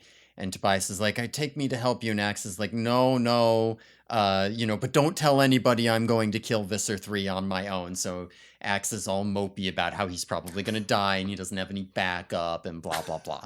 So this, yeah. Axe is a bit of a Tobias. He is a bit of a Tobias here. This is a Cassie thing, because Cassie is the one who does rightly figure out what Seerow's kindness is about, even if she doesn't know what it is. Because everyone else is thinking it's some kind of like, oh, humans are cavemen. They don't deserve our primitive tech. But Cassie's kind of looking at it. She's like, no, it's about shame. I don't know why it's about shame, but it's about shame. Like this is Cassie's thing. Cassie doesn't actually know what's up, but she can read people and somehow know something. Cassie's a bit of a betazoid. It's like Deanna Troi on Star Trek: The Next Generation. Yeah, good. I'm glad you're still going. Well, you see, you've got more. Deanna Troi she detects emotions. The betazoids can sense feelings. So her job on the ship would be like an alien would be attacking them, and she would be like, I am sensing they're very angry at us, Captain. Yeah. Basically, that's what she did every episode. That's Cassie. Except Cassie's helpful. Cassie, everyone would be like, he's very angry. And Cassie would be like, no, he's not angry, actually. And everyone's like, what? And then Cassie will go do some stupid shit because she's like, no, actually, they're benevolent, so we should do something that's bad. But she's on the right path. Tobias says something that feels a little Cassie-ish to me.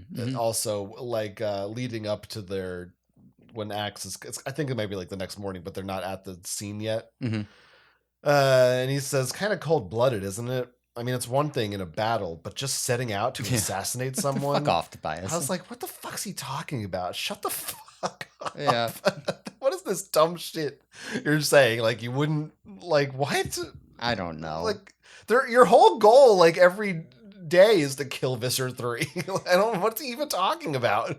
Yeah, I don't know what They he's just had to talking give about him there. something to say. Yeah, I mean, Cassie. So Tobias does do like, because he is trying. Maybe he's just grasping at straws to try to get Axe to ask for help or something. He does want Axe. He like reverses course immediately when he's like, I wasn't criticizing. I would do it too, but like it's very weird. He just flip flops on it. Yeah, freaking John Kerry, in my opinion. Yeah. Well, I mean, yeah, most of the shit that happens here we've actually talked about, because like there's a couple things about you know the Andalite Elector. We already got to that stuff. But there's a diary entry here that's quite good though. Axe says, "You can't always get what you want, but if you try sometimes, you just might find you get what you need. A very famous human named Rolling Stones said that. I thought it was very wise for a human."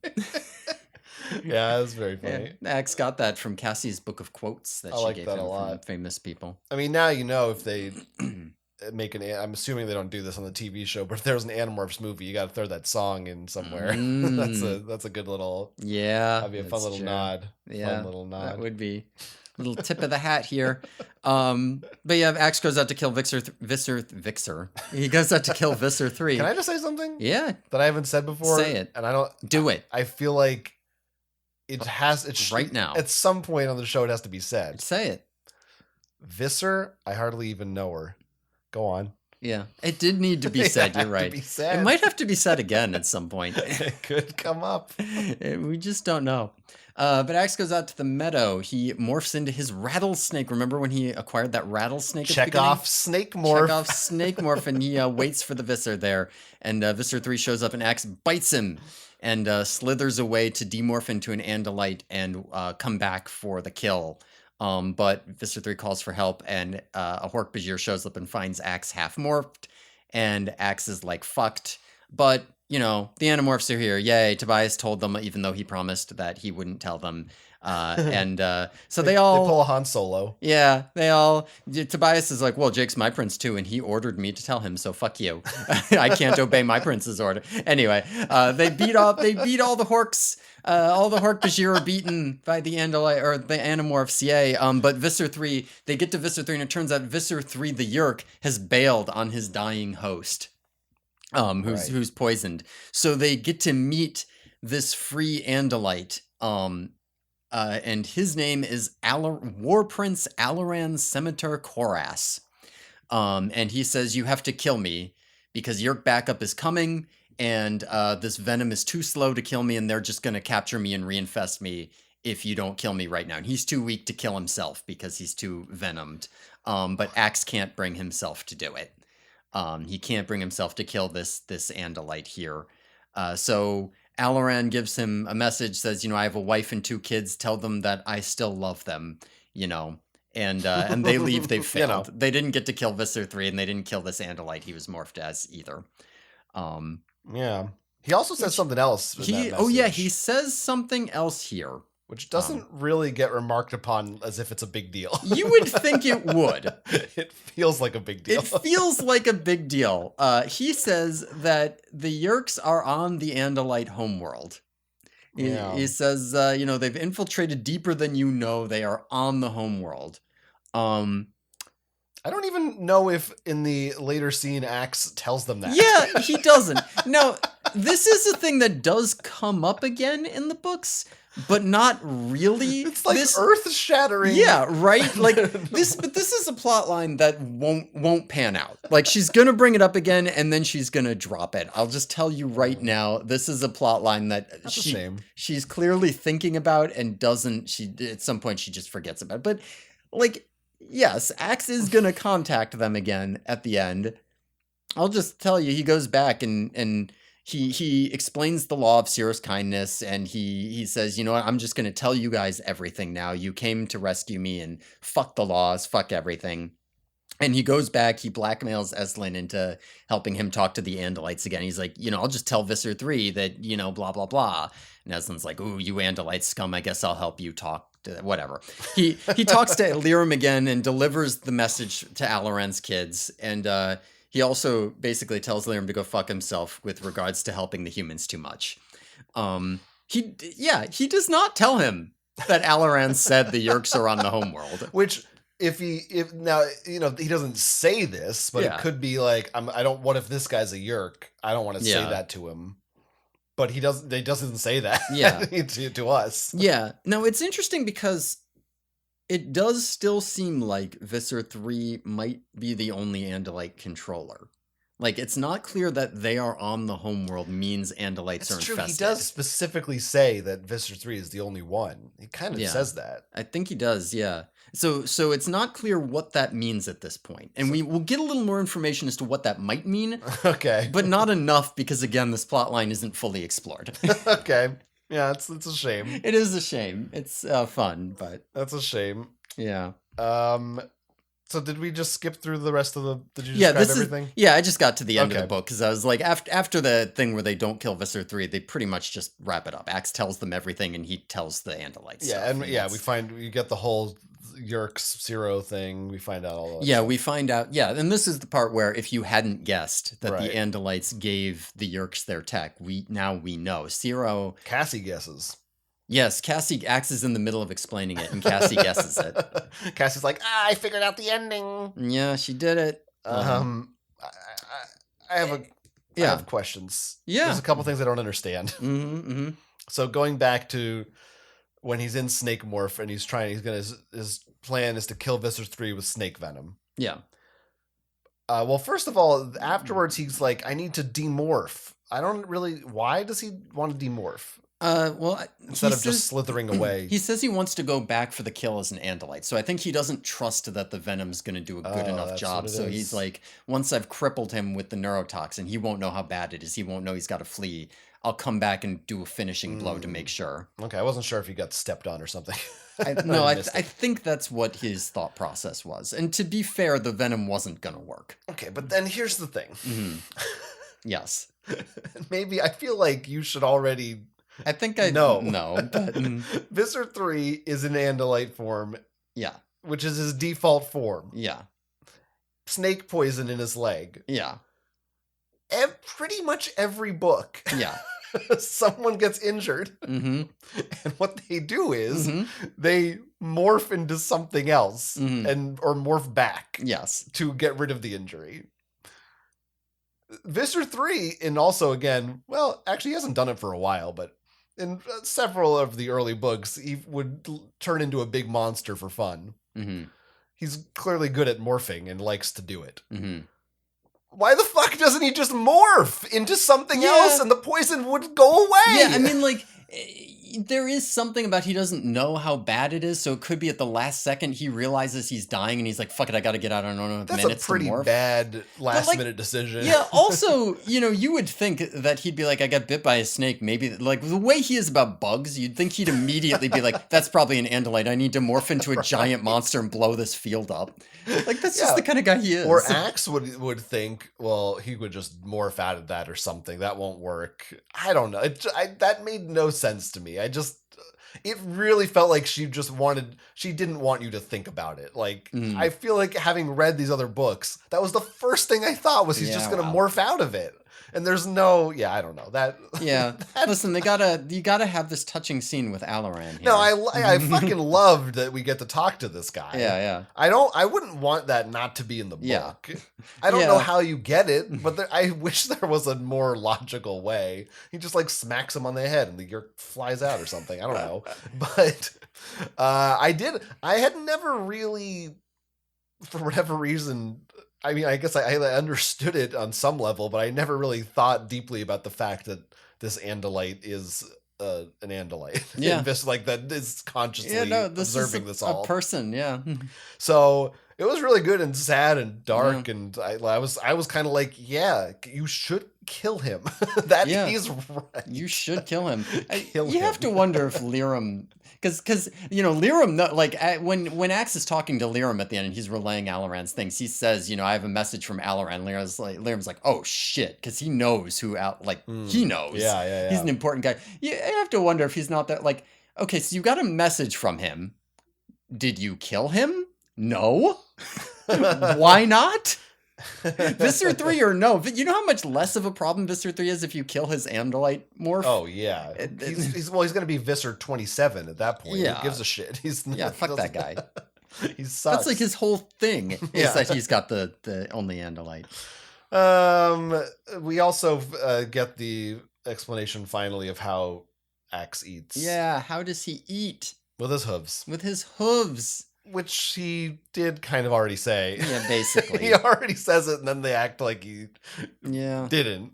I guess they might have thought he was joking. Oh, yeah. Earlier on, they're like, how do you eat? And he's like, well, if you have no mouth. And he's like, well, I have hooves, don't I? And they're like, okay, Axe, if you want to be like that. Yeah, they just thought he was being a dick, I guess. But still, I guess that's fun. Also, this is... I correct me if I'm wrong, the only book so far that has a prologue and an epilogue. So that might be true. It's interesting. Could be true. A little more. I like this book. I love this book. I loved Axe. I still feel like, as I said before, I wish that this had come just a few books earlier. Mm-hmm. I just feel like Axe needed to be more pushed to the forefront more. But I now that he has, I'm happy and. Yeah. I just think his character is great. Yeah, I think that's reasonable. I don't know how much of it is them trying to fit him into their weird number scheme and how much of that is them not being ready because they really want to workshop this alien. But they do a great job with this book, and all Axe books are great, because even when the plot of the Axe book sucks and it's boring and it's stupid, you get all these chapters where Axe is just sitting around there being all like, Cassie's dad is an older man and he appears to have removed the hair from his head. A strange human decision, kind of thing. And he's the guy who knows more than we do. Yes. Every other book is them just being like, I don't know what the fuck's going on. And he's like, I know exactly what's going on all the time. Yeah. So it's like exciting to be into his head. Kind of like a yerk. If you're reading a book, you're sort of like a yerk inside someone else's head. Like a yerk in someone's head. Yeah, maybe it's unethical to read. That's what Kay Applegate wanted me to take away from this, right? I was going to say, I do think it's very metaphorical. Okay. Would you like to talk about pop culture or some of these revisions first? Well, actually, you know what? Let me do one list off thing. It's a stupid thing because it's another dumb sci-fi name for you. Okay. Before we do anything here. There's always time for that. The first one, or at least the first non-Ged enslaved species the Andalites heard of. I did see that. Was the Nahara. So we can remember the Andalites. They gave Seerow the tech, and then they heard about the Nahara, but by that time it was too late. It is funny that Seerow was like, I feel so bad for these parasites that enslave other creatures. Like, what the fuck did he think? They were always assholes. Yeah. Now recall how the first Yerk characterized the Ged-Yerk relations. He says in Jake's head, he's like, the Ged were the first species. We were basically symbiotic with them. They were barely conscious. So they show up and they meet a bunch of Yerks and Ged hosts, and the Yerks all say, oh yeah, we and the Geds, we're just us. We inhabit the Geds, but they're barely conscious, and you Andalites know about. Fucking Yerks. Andalites are kind of obnoxious dicks about that sort of thing too. They're probably like, yeah, Geds are stupid. They don't count. Yeah, that's probably right. All right. I don't know.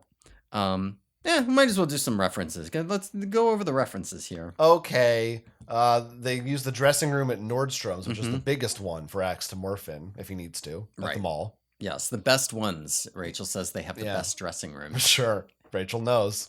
They talk about not wanting to shop in Junior Miss. Yeah, what's that? It's like they said it somewhere. It's like a department in, I think it's maybe in Nordstrom's. Yes. It's like for, young girls, they called it Junior Miss. Wait, so it's a department in Nordstrom's? That's right. Oh, I thought it was like a separate store. I kind of did too. Okay. But Sure. I believe that's what it is. Okay. Marco tells Jake he's so Schwarzenegger sometimes.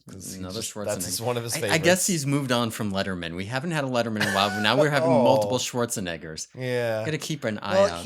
You're doing all these fights. He's too tired to stay up to watch Letterman. Yeah. He's fucking got to go to bed. That's true, yeah. Or he's out there Batmaning as a gorilla or something. Gorilla. He mentions someone being an escapee from the Ice Capades. Yeah, the morphing outfits make them look like that. Right. Which was later changed just to the Winter Olympics because there's no more Ice Capades. That's sad. Well, they were actually shut down 3 months after this book was released. Damn. So really got might be the last Ice Capades joke. Good job, Marco. A person who dresses like Beavis. Yes. Rachel calls Marco, says he looks like he dressed like Beavis. Yeah, he wears which shirt? Was Beavis the AC/DC shirt, or was he? I don't know. Don't know. I don't remember which one had which shirt. They later changed that to Shaggy from Scooby-Doo. Okay. Marco That's doesn't... an older reference, but just so we're clear, they decided to update it for modern audiences. They should go to the 70s or the 60s instead of the 90s. Marco doesn't strike me as a guy who would dress like Shaggy, to be honest. No, I don't even... That just means a green shirt and brown pants. Yeah, I mean, it means completely unfat. Like, you just threw some stuff on without thinking about it. And that feels more like Tobias. Like, come on. Tobias would dress like Shaggy. Also, Beavis and Butthead is back now, so... It's true. If the revised today, they would change it back. Yeah. It's timeless. You're right. The Enterprise, of course, gets mentioned in the Star Trek movie, and the Klingons, like you said. Yeah. The chocolate globules specifically are Raisinets. Yes. And they also mention M&Ms. Yeah, X talks about a different kind. He describes them as like another chocolate. Yeah, pellets. colorful pellets. Yeah. Please give me your globules. Now, Ax says on his homeworld they are taught xenobiology by watching Earth TV. Yeah, yes, he does. He also says he doesn't pay attention in those classes. Yeah, and maybe this is where he learned to hate Earth music. Maybe he doesn't like it because it's like the equivalent of reading a classic novel in school. And you're like, this sucks. Yeah. And Marco says, you mean like MTV? And it sounds like, I think it was Tobias, but all right. Maybe it was Marco. I didn't write it down, so I just assume it's always Marco. Okay. Because I like Marco. I'm just trying to remember. So, somebody probably Marco asks Ax if you want to be Pinocchio, huh? Yeah, that's Marco. Another Pinocchio reference. Reference to a big wheel. That's like a car, like a big wheel toy car you can drive around, I believe. Okay. They tell Ax he'll win an Oscar, like if he can successfully act like a human. Normal person, yeah. The World Almanac comes up a lot. As Nobel Prizes are mentioned because of Ax's Goodwill Hunting, as well as him being the next Einstein. Yes. Ax, when he's talking about how much he hates music, says that humans should be celebrating achievements like the Snickers bar. Yes. And I agree. Yes. I bet... I was wondering when reading that where Ax would rank Taco Bell on the list of human achievements. Where's the Crunch Wrap? Kill to watch Ax take down a cheesy gordita crunch. Ax Doritos needs Locos Taco. a food review channel on YouTube is what he needs. He needs to be like he could outdo Review Bra any day. Everyone, he'd be like Joey's World Tour on steroids. How bad he'd eat. Oh, that sounds good. Do you think it's possible to record thought speak? Do you think I could say, do you know? I mean, it certainly is on Andalite tech. Yeah, because I don't know about human tech stuff, right? Of some kind. Yeah, I mean, their computers listen to he somehow gets the computer at the observatory to respond to his thought speak commands. I don't know how he does that hardware wise. So he could have a YouTube channel in Andalite form where he thought speaks at us. Yeah, maybe. I don't know.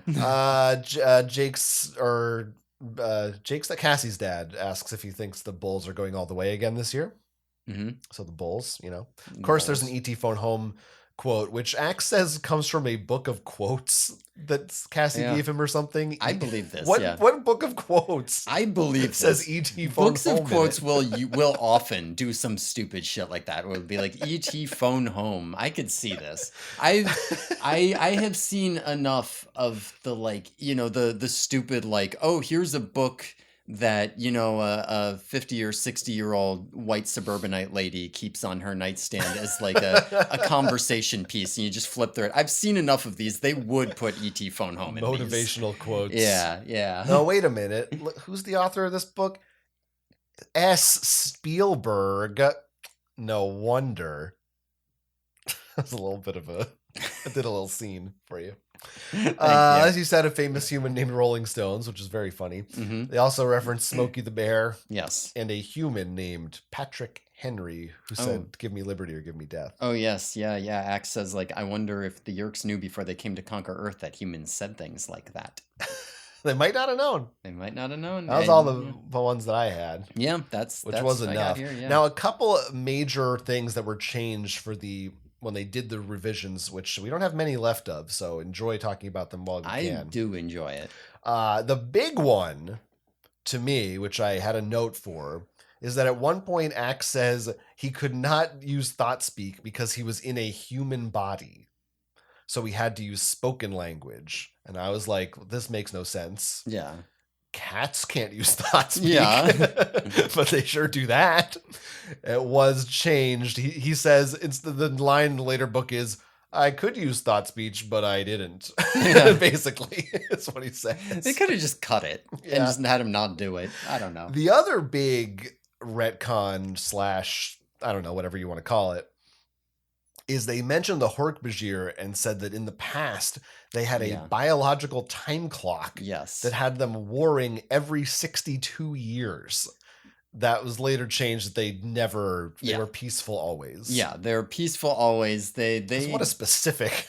Yeah, that was an idea she clearly had before she knew what she was doing with the Hork-Bajir for the Chronicles. But yes, Hork-Bajir have never fought wars. They were entirely peaceful. Feels like a very Klingon thing again.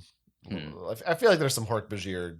I don't know. I get a lot of Star Trek, but clearly Kay Applegate is a big Star Trek person. She is a big Star Trek from the references and just there's a lot of that stuff in there. Yeah. I don't know. Maybe I got to watch all of Star Trek so I can understand her. We're right at 2 hours, so wow. And I thought it was going to be shorter, but it's not. So I think we should get the fuck out of here while we can. I mean, if you've gone through everything, then I mean that's basically all we have to say about this book here.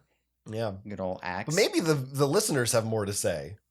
Yeah, where might they say such a thing? We might have missed something, and they could email us at theyerkyboys@gmail.com, or they could follow us on Twitter at theyerkyboys and tweet us. Yeah, that would be a good idea if you were a listener. Tweet the shit out of us. Yeah, not that we tweet back, but we might if people were tweeting at us. Oh, we did. We never read. Somebody did tweet at us. What? Oh, well, read it now. We should read it on the show. Oh, yes. Because if you tweet or email us, we'll read it on the show. Yeah, we'll do it in the opening section. Next time we'll remember. This happened. Here's the problem. I have to. I'm not logged into the Yerky Boys account here. Oh. So I just have to get to it. If we come on. Yeah, it'll be there. It'll be there. We got a tweet from Sax 20007. Hell yeah. Who said, love ya. Who said, after listening to our book 1 episode in which I said I thought Tobias was pronounced Tobias, said I thought the Tobias pronunciation the exact same way. Never knew anyone with that name either. Parents never corrected me either. Lamau. I was the only one, I swear, in my whole school who read the books and was a fan. So there you go. I'm not alone. You're not alone. I am not alone. Yeah, you're not a weirdo. I'm not a totally normal weirdo. So thanks for that. Yeah. SAX 2007. Yeah. Thank you for tweeting at us. We love that. Please do it again in the future. You could be just like this person and tweet at us too. Yeah. Listeners. Then you would be famous, just as famous. You can also follow me on Twitter at Quentz, or you can go to my personal site, jonathanestes.com. That's my name, and that's where you'll find links to the other projects I do, like my other podcast, Geeks on Trial. A lot of fun. Yeah, and you can follow me on Twitter at DogTimesMcGee. Cool. Well, thanks everyone for listening to our podcast. Tune in next time when we'll be discussing Book 9, The Secret, in which Cassie turns into a wolf on the Yerky Boys. Wow.